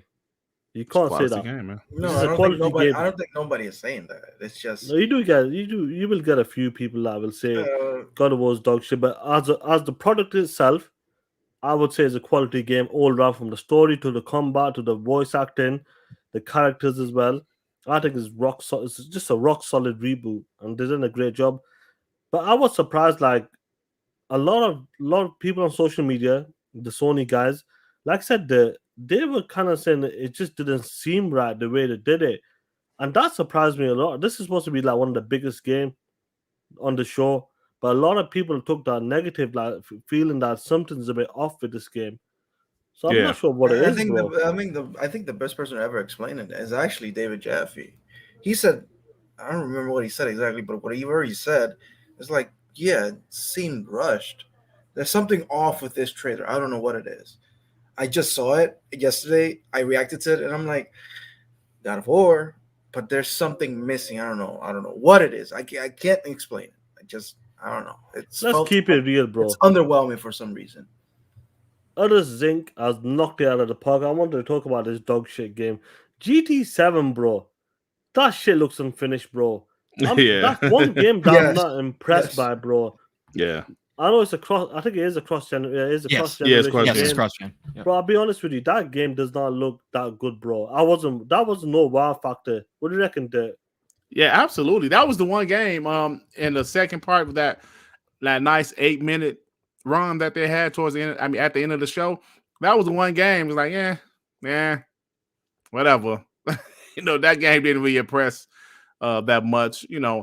Forza Horizon is obviously the only other car game that we can compare it to right now. I know Forza Horizon is more arcade style, but that game was like a wow.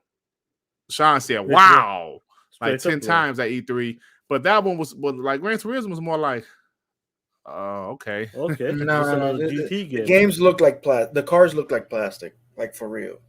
Because I saw all the trailers yesterday on 4K, and I was looking at GT, and I'm like, the cars look like plastic. The lighting was good. That's it. And the whole trailer was promoting basically photo mode. They're like proud of the photo mode, but that's not gameplay. When you look at Forza Horizon, god damn, you don't need photo mode. Look at that shit. Right. So I don't know, GT, that ain't it, bro. That ain't it. Something ain't it.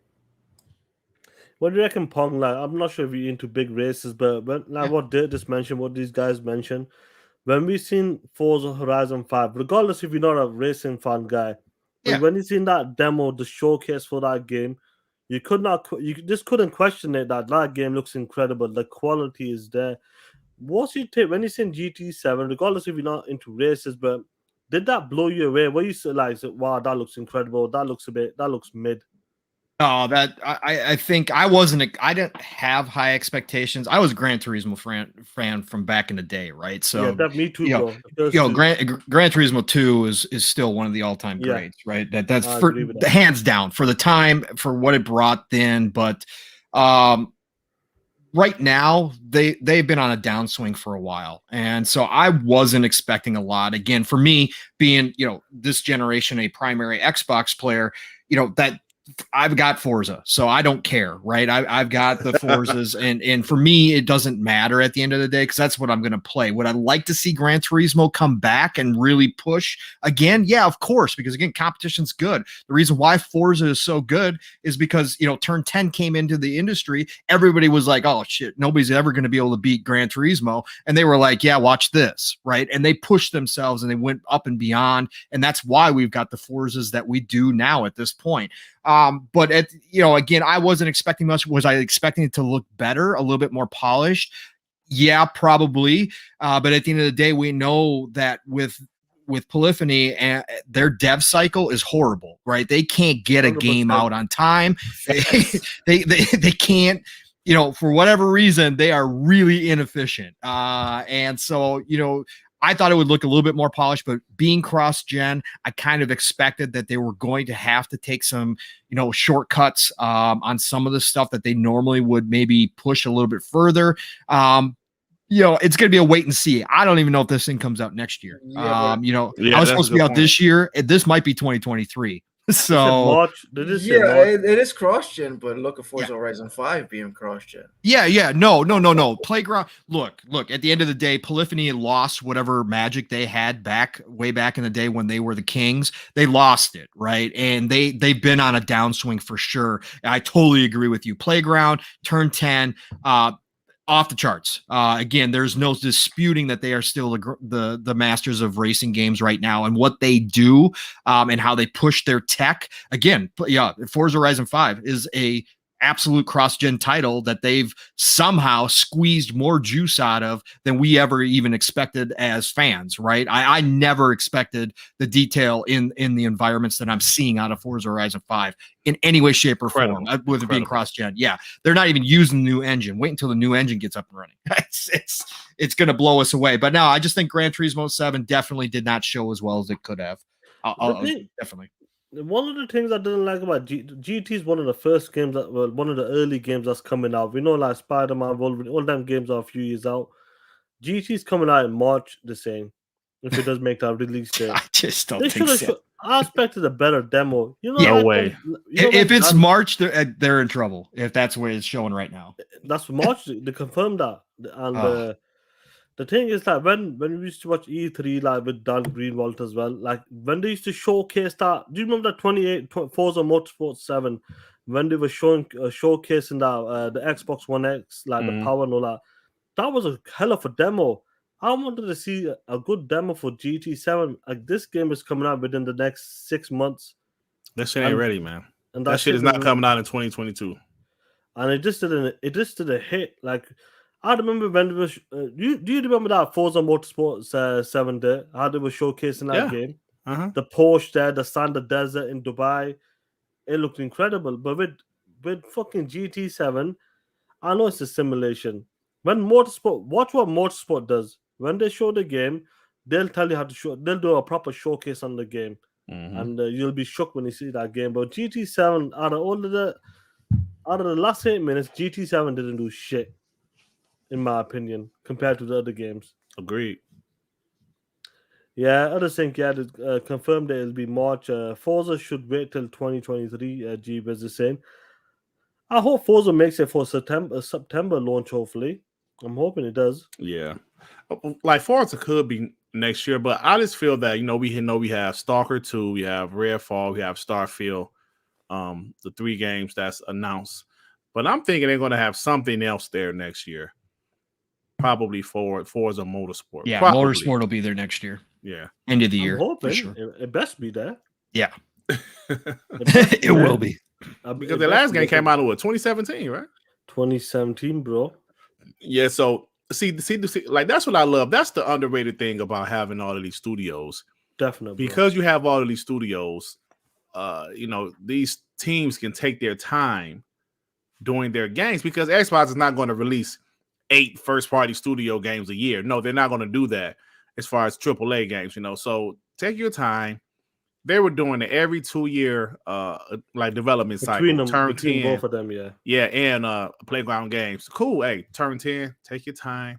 Make this game great. Because I believe Forza Motorsport is going to be a games as a service. It's like going to be one of those type of, yeah. So take your time, guys. Do what you got to do. We have other games that we're able to release.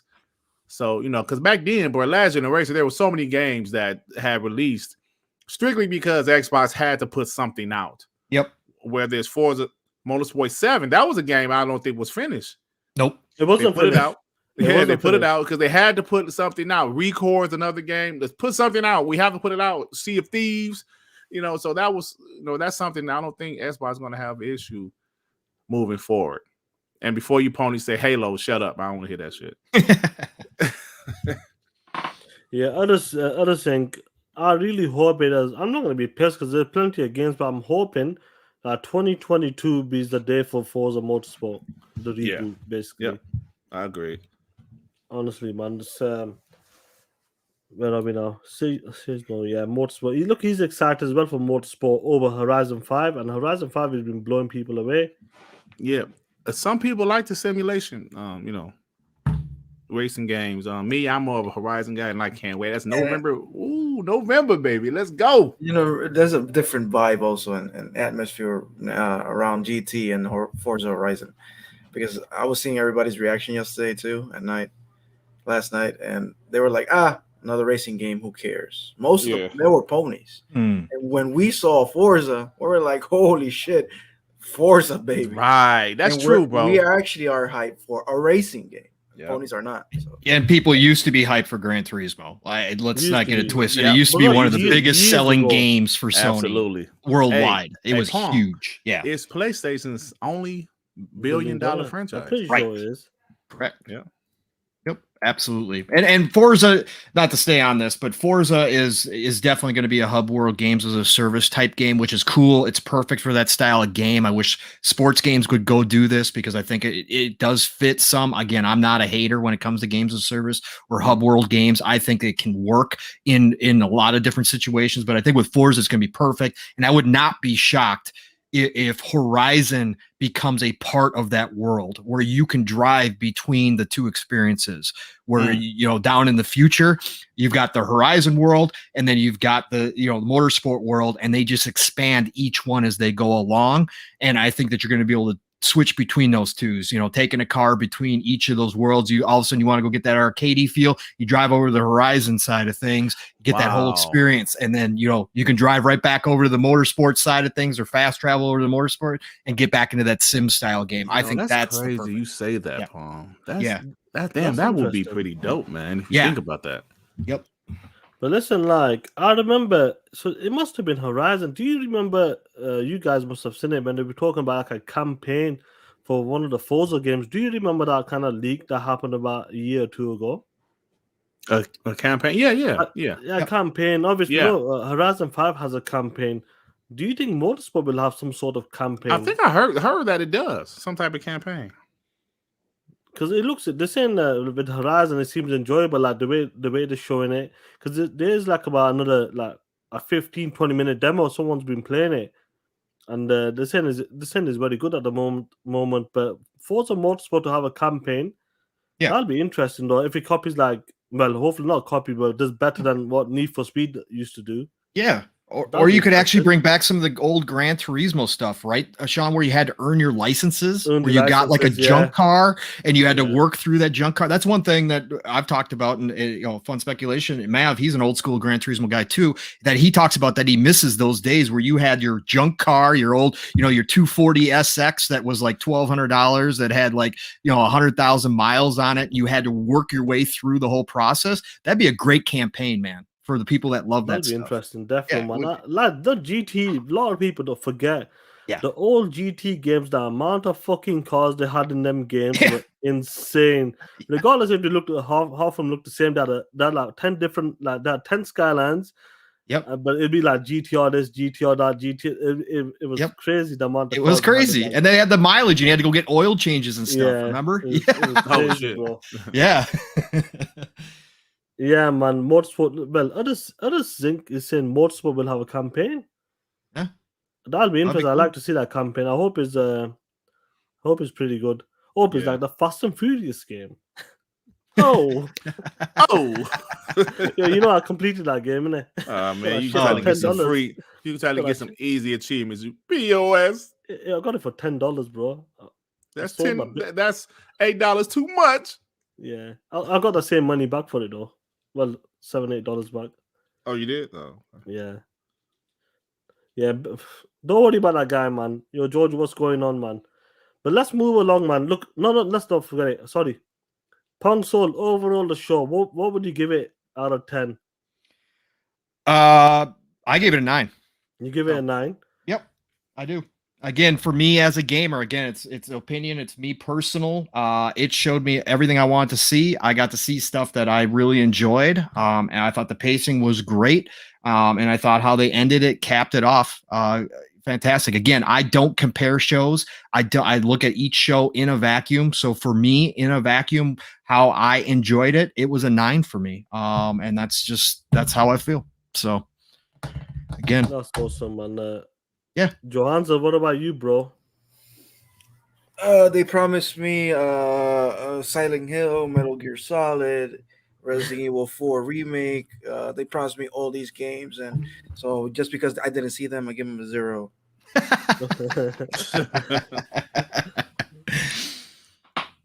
I ain't changing my opinion. Oh shit! I thought he was gonna say, "I'm just joking." He ain't say, "I'm just joking."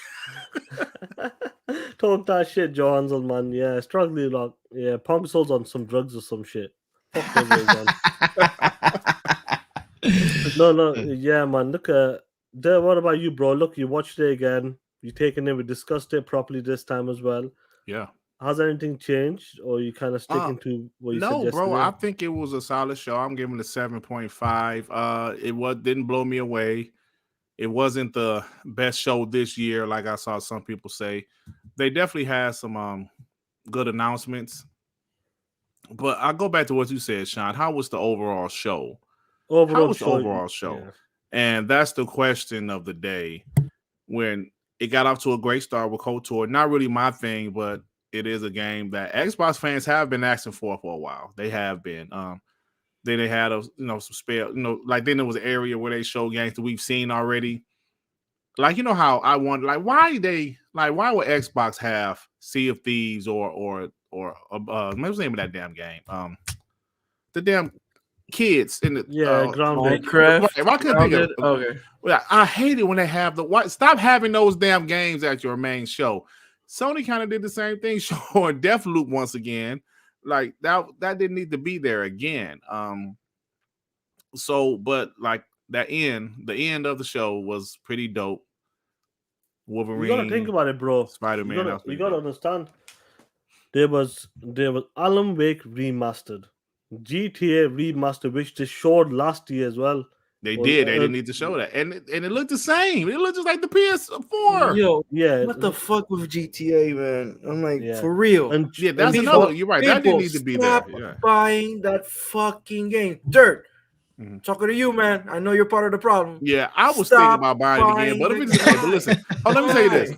I never did finish it on the Xbox. Right. I still have it. If that shit doesn't look better than the current version, I'm not going. I'm just keep that one. It doesn't look better. What's weird is they didn't even promote what they got out of that, because if you look at the fine print, the PlayStation 5 is getting on a separate online version that you can play for free, so you don't have to buy it exclusively for the first 6 months. But they didn't even promote that. That's what was the weird part. I'm like, why are you showing this? Like, if you're not going to promote what the bonus is for your PlayStation customers, that was the strange part for me. Because they announced it last year as well. That shit. So maybe they didn't want to repeat. But look, Uncharted as well. As well remastered. Yeah, Oh yeah.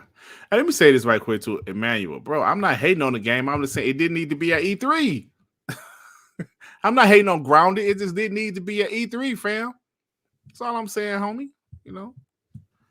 So what's your score now, bro? When you think about it, the overall show, I don't want to be one of these ponies that just look at 3 to 4 games and forget about the rest of the 35-minute show. I don't want to do that shit, bro. Right. Are you calling me a pony, Sean? Yeah. No, do you know what it is? I can say this exactly. I give the E3 showcase a Microsoft. I think I give it 8 out of 10, I believe. Okay. Or 8.5. One of them two anyway. But if I was being picky, I would have chose Starfield, Redfall, Horizon. I picked certain games and said them 4 or 5 games. That was a 10 out of 10. And the rest of the show, who cares? But it doesn't work like that. It's the overall, the presentation. That's the way I score it. So, Dirt, what's your score, bro? 7.5. Sticking to 7. And what did you give the Xbox Series 3? 8.5, sir. You fucking bot. You bot. You bloody bot. But now I'll be honest with you. Overall, I said 7 yesterday. I'll stick to a 7 because of the Wolverine game. Straight up, like that. Just that being there, I'll stick to a 7. If that wasn't there, then it would have been down to a 6.5. I'll stick to a 7. That's the max. R&B, what's good, bro? Hope you well. Xcoin, look at Xcoin score. Talk that shit, Xcoin. Talk that shit, man. 0 out of 10. I love the Xbox tweet. Look, Sappos. Look at that shit. 2 out of 10. He goes Deathloop and they didn't. Yeah, hey, that's true. They did not show, but there's Arcane or Tango Gameworks. They did not show their logo. That's funny. Yeah, that's some funny shit, man. Look, it's been a great topic on this. I know this was a big one, but we talked about this. We'll move on to the Punk Soul kind of brought it. It was weird that GTA didn't promote the, the money and all that bonuses. I want to bring this back again, bro, because last week, Shepard Nick's come out. People are coming about this Take-Two again. The rumors. We heard about it, bro, and then some more information's come out. Like, look at these pictures. Look at the pancakes and all that bullshit. Interview with Phil's coming this month as well. Do you think there's something going on with Take-Two? I know the week before or something you wasn't too sure, but after seeing more things popping up, what do you reckon, bro? Sean, my man, there's certain things in life you say, nah, no way in hell. One of those things was actually Xbox buying ZeniMax. That was one of them things. No way in hell. It happened, obviously. Yeah. This one is like, nah. I'm like, nah, no way in hell. But the evidence keeps on piling up. Maybe this is just the Xbox in me. But it seems like, man, what the hell? So why is they having an interview with the CEO of Take-Two Interactive, Phil Spencer? Just them two are being interviewed by this young lady, this woman. This moderator. I'm like, yeah, she's going to moderate. So I'm like, what the hell, bro? What? Then you hear, some insiders say they've heard about this possible acquisition for a while. They didn't commit to it, but they said they've heard things about this. I'm just still not going to believe it yet, bro. But I know one thing. If this is true, if Xbox buying Take-Two is true, everything Sony showed yesterday doesn't matter because Grand Theft Auto will be under Xbox, and that'll be that's the biggest game ever. So it's like, man, I don't know, bro. I just can't believe that shit. Now we know Xbox can't afford them. We know that it's $20 billion. That Xbox got it, and then some of you guys are saying how Xbox has to spend a certain amount of money before their a fiscal year or something. I don't know much about business, but I just don't know, Sean. But hoping this is true, just like not just to have these these IPs on the Xbox: Bully, Max Payne, Grand Theft Auto, 2K, Borderlands. Not just because those IPs will be on the Xbox, but strictly, like, excuse me for a second, Pong. I don't want to be a fanboy, but the talking shit will be at an all-time high. If that happened, if Xbox acquired Take-Two Interactive, bro, it will be over for ponies. I know some guys in the chat will be, oh man, it would be pretty bad for ponies. But I just can't say it's true, Sean. I just don't believe it yet, brother. Yeah, bro. Like I said last week, we know Xbox is gonna buy another studio. Pong, we know they're gonna buy another studio.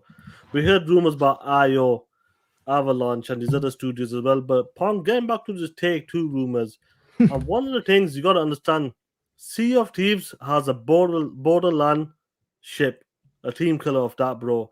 That came up as well, and then all this kind of like evidence is coming out. Like people are posting their pictures. I think Jez Gordon said something about he heard something about that as well.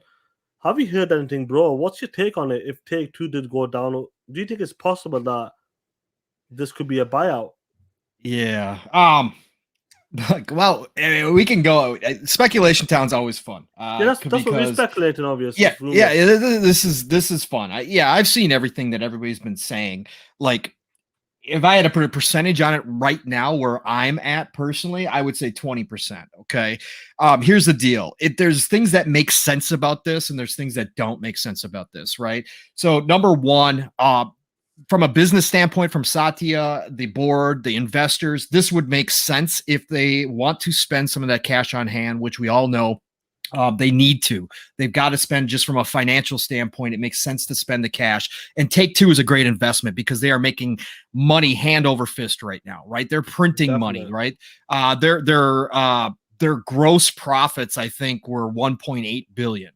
Their revenue was like 3.5, something like that. Yeah, something crazy like that. So from a business standpoint, it does make sense. Like if you're going to make a big move, now that's going to be all dependent upon if Take-Two wants to sell. Now, if Take-Two wants to sell, let's say they're interested in selling, there is only going to be 1, 2, maybe 3 people that can afford them. Okay, straight out. And that's going to be Tencent, that's going to be, and Tencent's taking its own hits right now in China, so they're not as powerful as they were. But but Tencent, you got Amazon, Google, we know is out of the industry for the most part, so we don't think they're going to be involved. And then you got Microsoft, right? So you're talking about a handful. Now, Phil being who Phil is, and he's talked about this, protecting the industry, protecting the history of the industry. Let's say that Take-Two was interested. Those feelers would have gone out, and let's say, Phil and his team caught wind that Tencent was going to, is sniffing around. If Phil's going to go to Satya and go, look, there's no way we can allow Tencent to buy Take-Two, right? There's just no way we're going to allow this to happen. So I think if that's the case, if that's what's been going on, and that's how this rumor started, I think it's got some legs, if that's the case. Now, my only problem really being with it is it doesn't fit the Xbox mold as far as a developer goes. Yes, they can run their own ship, but if you're going to allow them to run their own ship, then you've got a company who has refused to put out a sequel to one of the biggest franchises in the industry history for the past 8 years. And that's a problem, because that doesn't help you in any way, shape, or form when you're talking about in terms of content for Game Pass. Now, overall, if you were going to go in and swoop them up and then instantly say, guess what? Grand Theft Auto is now exclusive. Okay, that helps you out. But that would go against everything you guys have been talking about when it comes to, leaving games that are already established on other platforms alone, right? And saying, hey, they still get to exist there because that's what we believe in. And if you're buying Take-Two and you're still going to say, guess what, Grand Theft Auto, even future iterations, because they sell extremely well everywhere else, are not going to be exclusive, well, then what did you purchase them for? Right? Yeah. So that's some of my problems with it from that standpoint. But again, at the end of the day, it makes sense from a business standpoint. At the end of the day, if you were to gobble them and say, okay, look, Grand Theft Auto Online stays online for everybody, but guess what? Number 6 is exclusive to Xbox. Yeah. And guess what? Red Dead Redemption, when it comes out, that's going to be exclusive to Xbox. Hey, yeah, that's a power move. That's a ZeniMax was a power move. This would be a power move to the nth degree, because you're talking about one of the largest franchises, two of the largest franchises, if you count Red Dead, and how much success it's had in the industry. And you're talking about removing them and making people make a decision that they're going to have to come to your ecosystem, whether it's on PC, whether it's, whatever, through an app, or whether it's buying a series console to play those games. That's a power play move. And we know that they're all in. Microsoft's all in. Satya is all in. So it's certainly a possibility that they do that. But is it interesting though, bro? Like, Jazz just talked about it. Then we see Sea of Thieves with Borderlands ships. Then Phil's having an interview with Take-Two as well. Yep. It just seems, this, like I said, this is speculation, be rumors, what we're hearing. Yeah. But it just seems a bit, even a partnership will be pretty dope. And I know I think they came out before, Take-Two and said Game Pass wouldn't work for us or something like that. But listen, Pong, you've been there, bro. Do you remember when people said that Microsoft's only buying small studios? Yeah. Studios that are in trouble, that can't afford to sell their games. They never buy big studios. And then obviously the ZeniMax deal went down, 7.5 billion. Yep. And the game was changed. So this is a possibility, because a lot of people, like, when it comes to this business, you gotta sell, like, what the money you have to, like, basically waste it. You gotta buy things, and that's what Microsoft is buying, all, like, trying to buy TikTok, Discord, and all these type of things to get that budget back next year. So I reckon it's possible, man. Joey, what do you reckon, bro? I don't believe it. I will never believe it, and I won't believe it. You still don't believe it? I don't believe it. No. I ain't getting that receipt, man. Nope. He's playing it safe. Yeah, he's playing it safe. I understand why too, because again, like I said, I'm at about 20%. I think, and we just talk about Grand Theft Auto, but you're also talking about getting NBA 2K. You're talking about some big stuff here that would be ground breaking like that. Like you thought the talk around Bethesda games being exclusive was bad. Holy, I mean, you're Hey, dude. Hey, Pong, let me If ask that you a question, happens, Pong. go ahead. Let me ask you a question because Sean Yeah. and I kind of went back and forth about this. Yeah. Hypothetically, if this happens, me personally, I think Grand Theft Auto 6 should be exclusive. Now, sports games, 2K and WWE, which are the two sports games they have. What do you think about that? I said those games should be made multiplayer because they're sports games, right? Sports games is, you know, it's sports. Yes. Sean said, "Duts, no duts." They should make them all exclusive. Sega had exclusive 2K. Sega had exclusive 2K. So yeah, but that was because they had no choice because they like they had a big time beef with EA. Well, and they know they had to have some type of Microsoft has a big time beef with Sony. So and Sony up till this year had a big, had MLB, right? Until MLB stepped in. Okay, so yeah. So I think I think it would stay multi-plat. I mean, obviously, I think that there might be some language in that contract that it has to be multi-plat to keep the NBA license. So I think at that point you'd be kind of forced no matter what at the end of the day. I mean, again, if this is all out war and like we don't know how, we've heard what Phil has said and the kumbaya stuff and all that kind of stuff. But if behind the scenes this is flat out war, well, then at the end of the day, I mean, of course, you do whatever's necessary. You big bank take little bank and it's over with, right? I think. And Embracer Group, let's be real. Embracer Group, we got to thank Embracer Group for a lot of this because Embracer Group, by owning, I think it's 80 devs now at this point, really has opened up the door that Microsoft can basically buy whoever they want to. I know a lot of people have talked monopoly. That's never going to happen. This industry is too huge. And you've got a place like Embracer Group that has acquired 80 some teams, 80 some devs. It's never going to come into question. There's no way they can stop Microsoft from doing any of this. So that'll be all I'm expecting is somebody from the Sony camp, some pony making a class action lawsuit because of this shit. If this actually happens, there's gonna be some lawsuits. So people are like, "No, this can't be happening. You can't take away GTA. It's always been a PlayStation, whatever." Oh my god, it would. Twitter would be broken for weeks. I mean, and you said something really interesting. Like, then you're right. It's Take Two. Goddamn the music. Take Two. Jesus Christ, that's a car.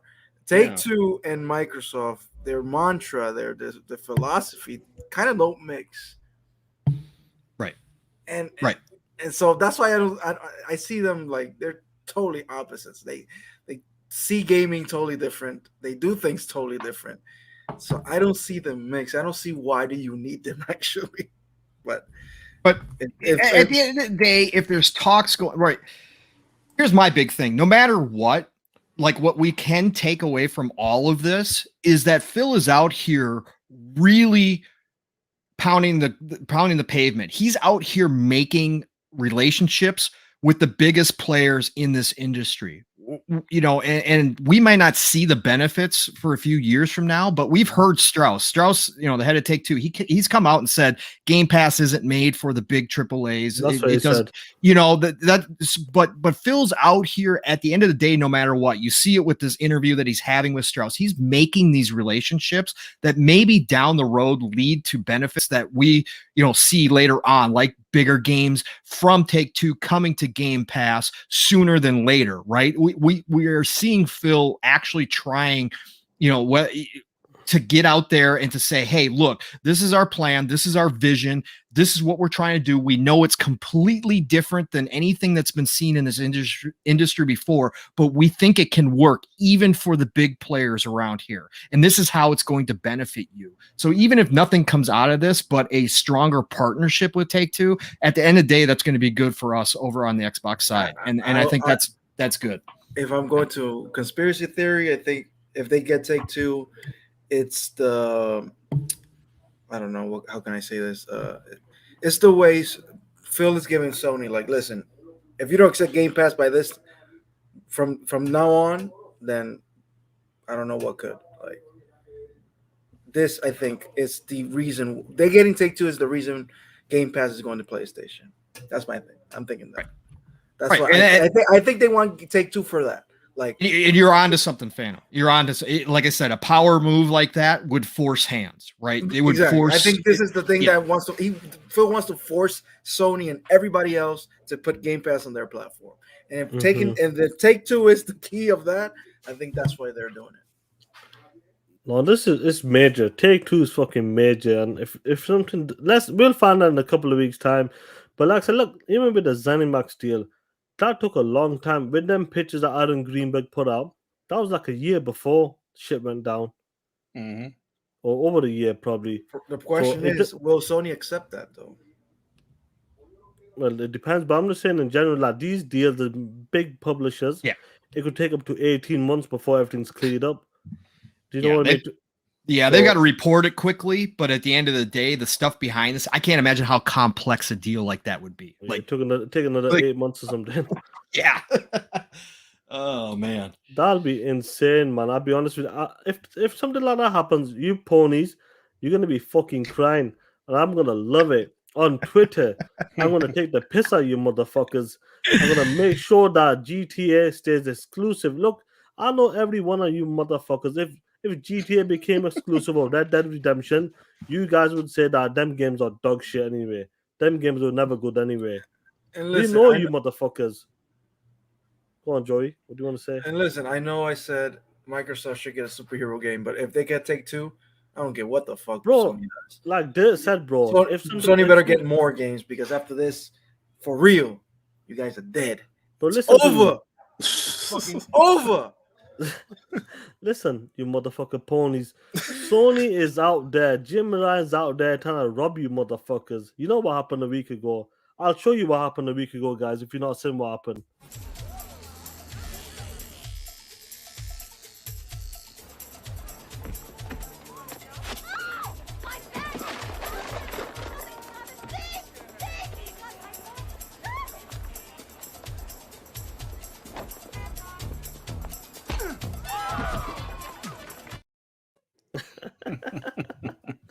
That's what Jim Ryan tries to do with you.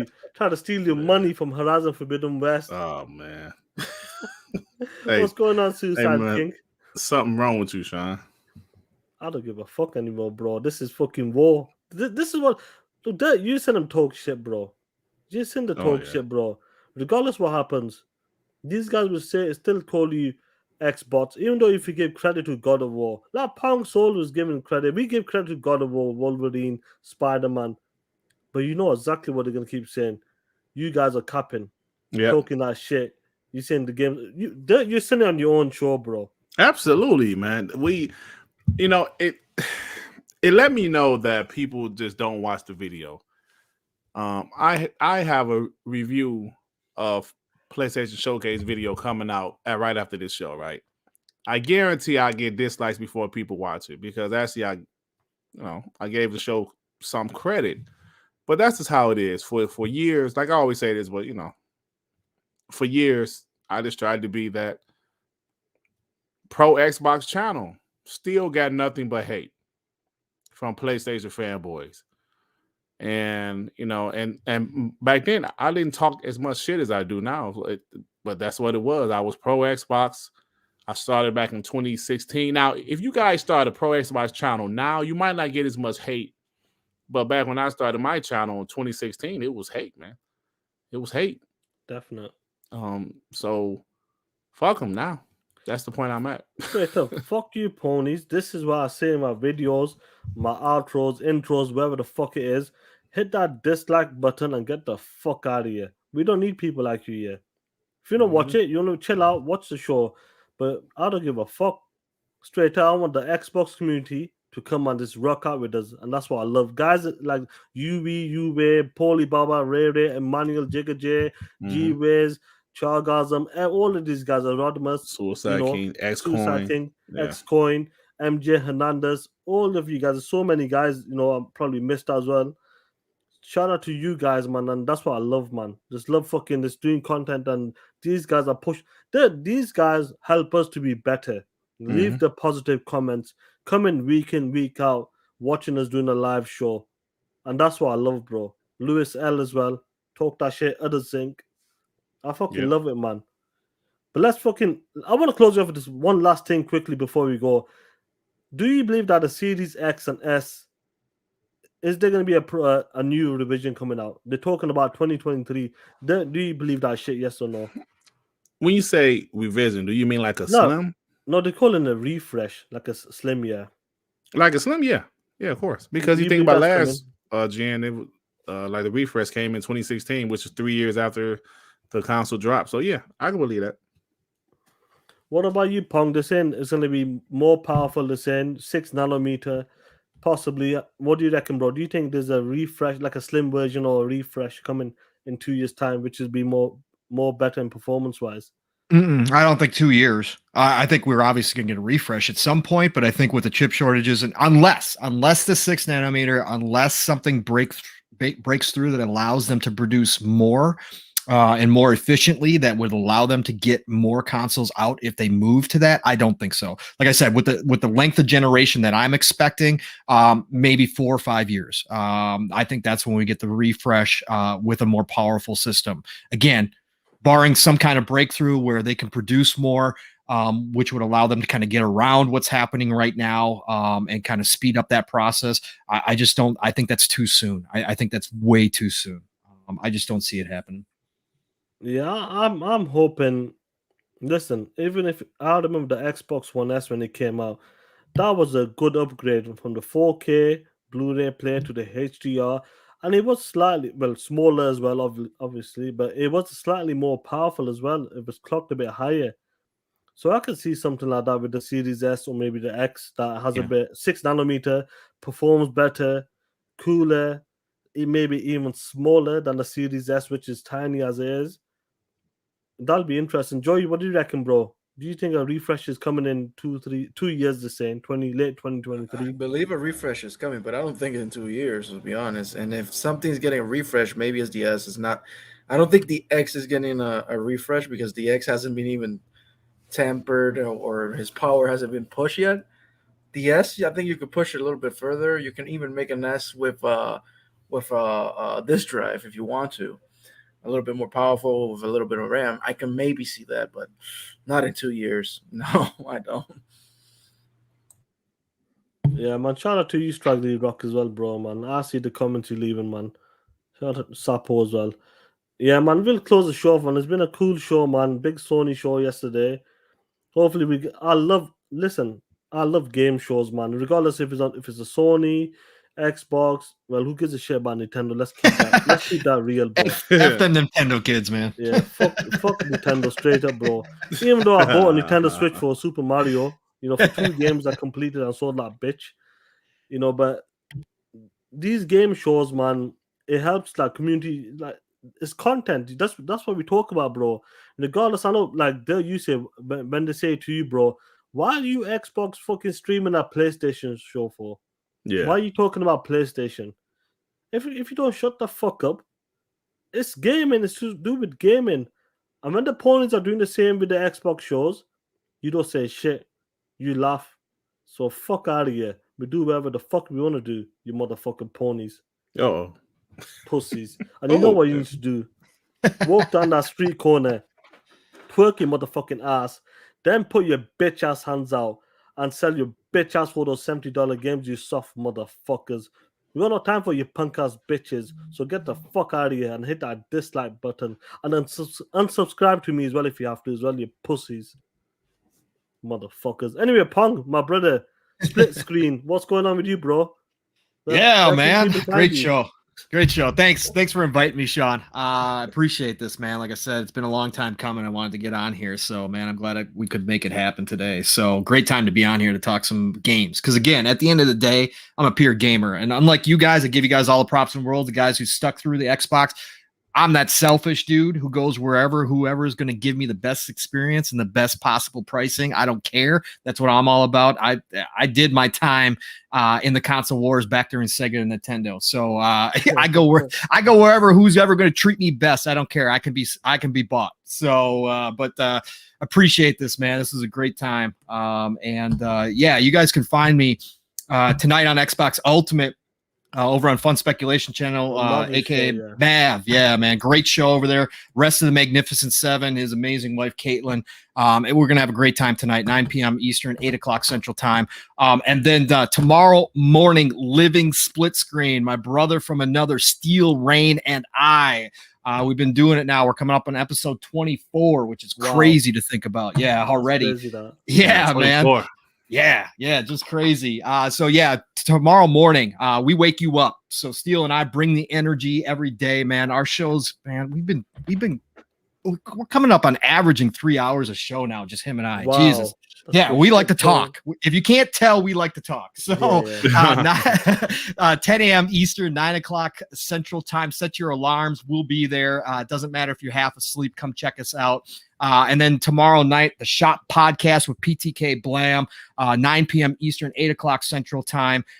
Check us out there. And then otherwise, Tuesdays, of course, Xbox Factor Podcast over on Double Barrel Gaming, Mr. Boomstick, and the crew over there. And that starts at 12 p.m. Eastern, 11 o'clock Central Time. So no, thanks again, Sean Dirt. Obviously, Phantom, it's been a great show. Devin, it was great to finally be on. I know you had to leave, man, but dude, I love you guys. You know that. I've been rocking out with WBG for almost the entire time I jumped into this community, and you guys are fantastic. Love what you guys do. So I'm just happy to be here. Thanks, man.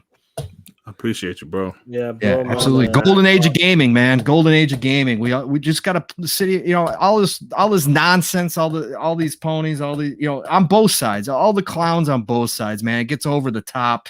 There's a way to do it for fun. You guys do it the right way.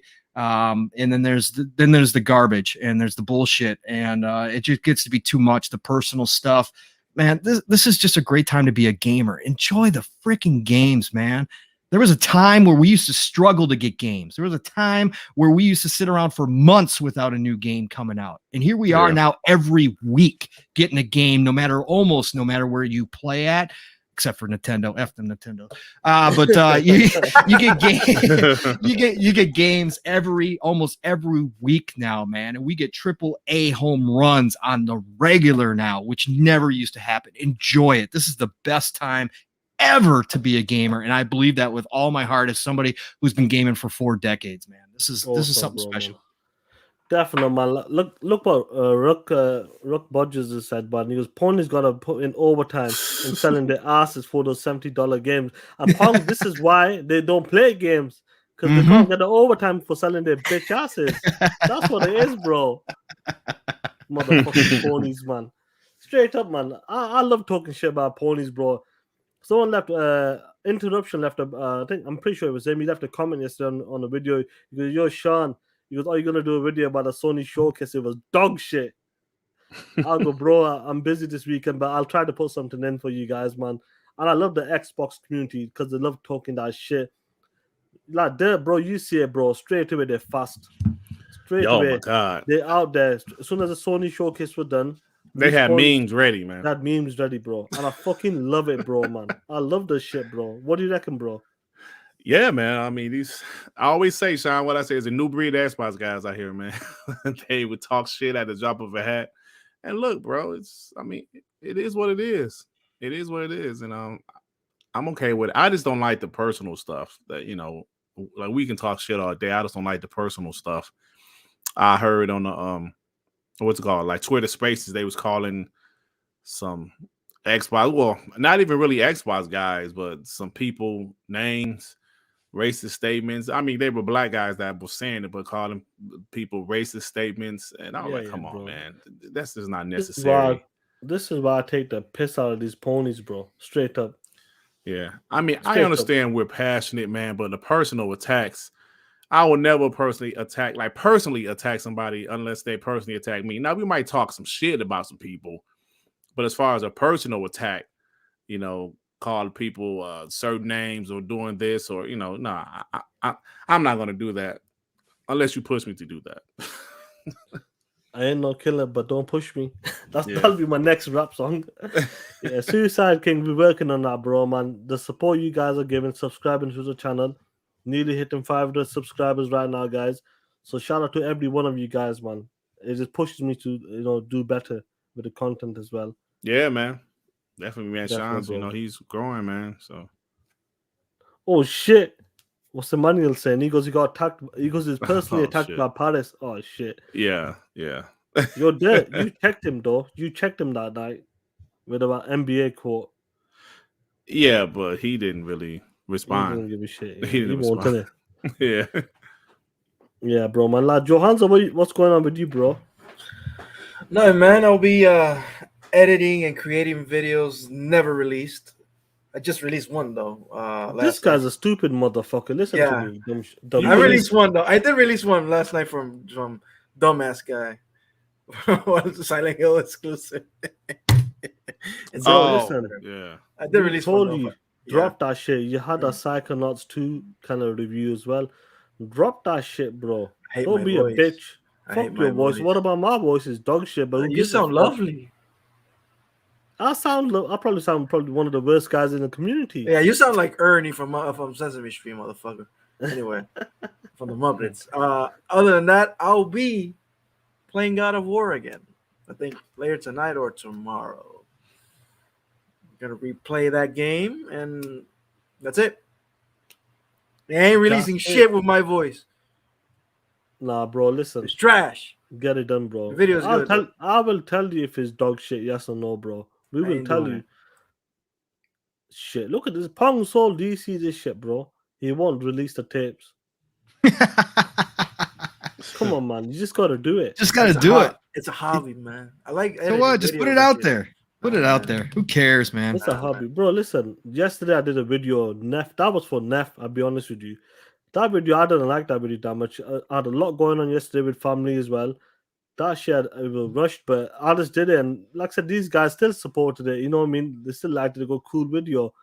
But sometimes not every video is going to hit. Not every video is going to be your best. You could have said, like, could have done better.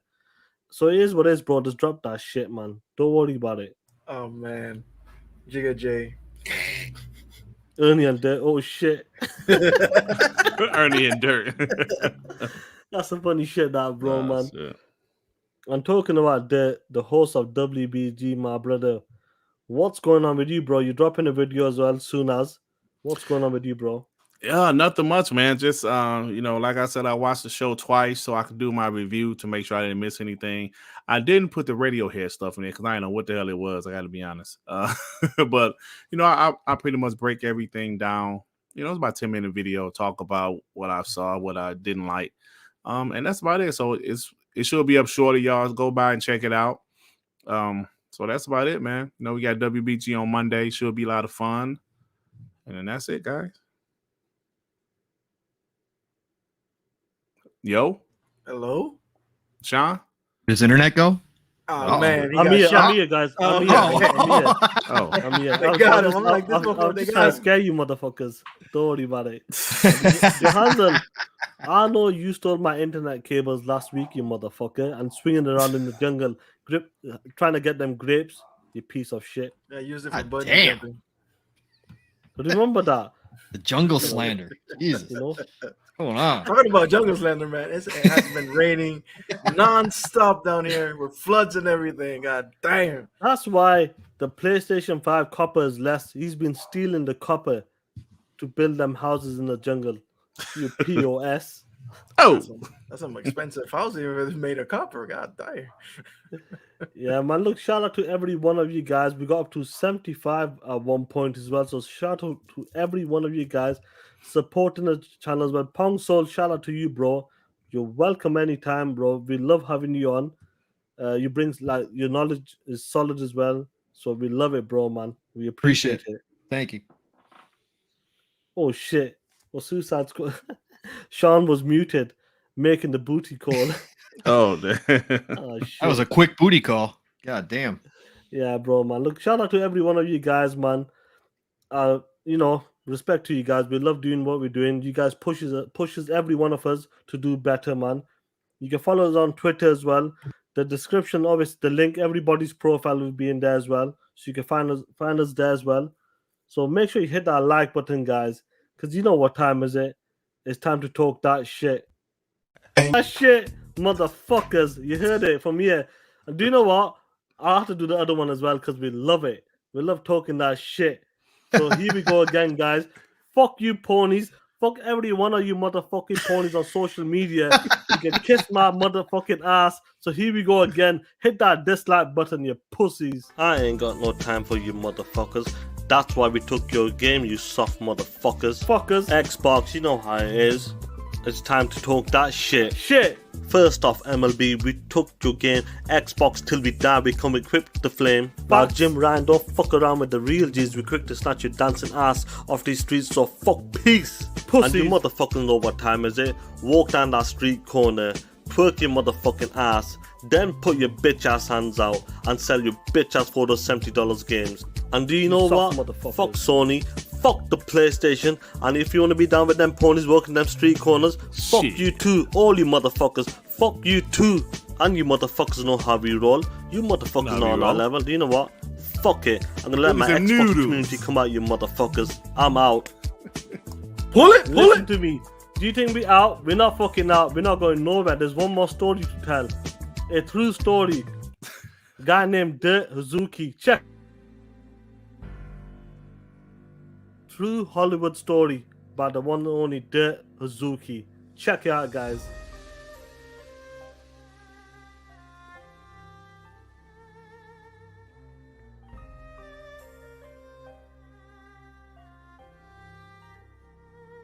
Look at this stupid motherfucker buying Shenmue.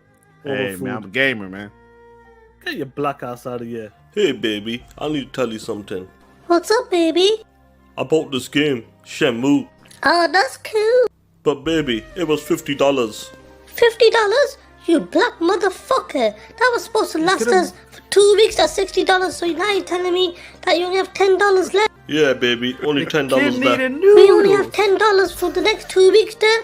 What about the kids? What the kids gonna eat? The kids can eat noodles. You need help, then. You need help. Listen here, bitch. I'm the man of the house. I'll do whatever the fuck I wanna do. Bitch, give me some dinner. Oh, you black motherfucker, I'm gonna whoop your ass. Bitch, please. Try hit me, you black bitch. Noodles. Noodles. That's the shit, man. Shout out to Dirt as well. That story, trust me, another Hollywood story will be coming probably by the end of this year. You motherfuckers will love it. So you know what to do. Hit that like button. And you ponies, you know what to do. Once more, and we're going to close the show with this. Fuck y'all.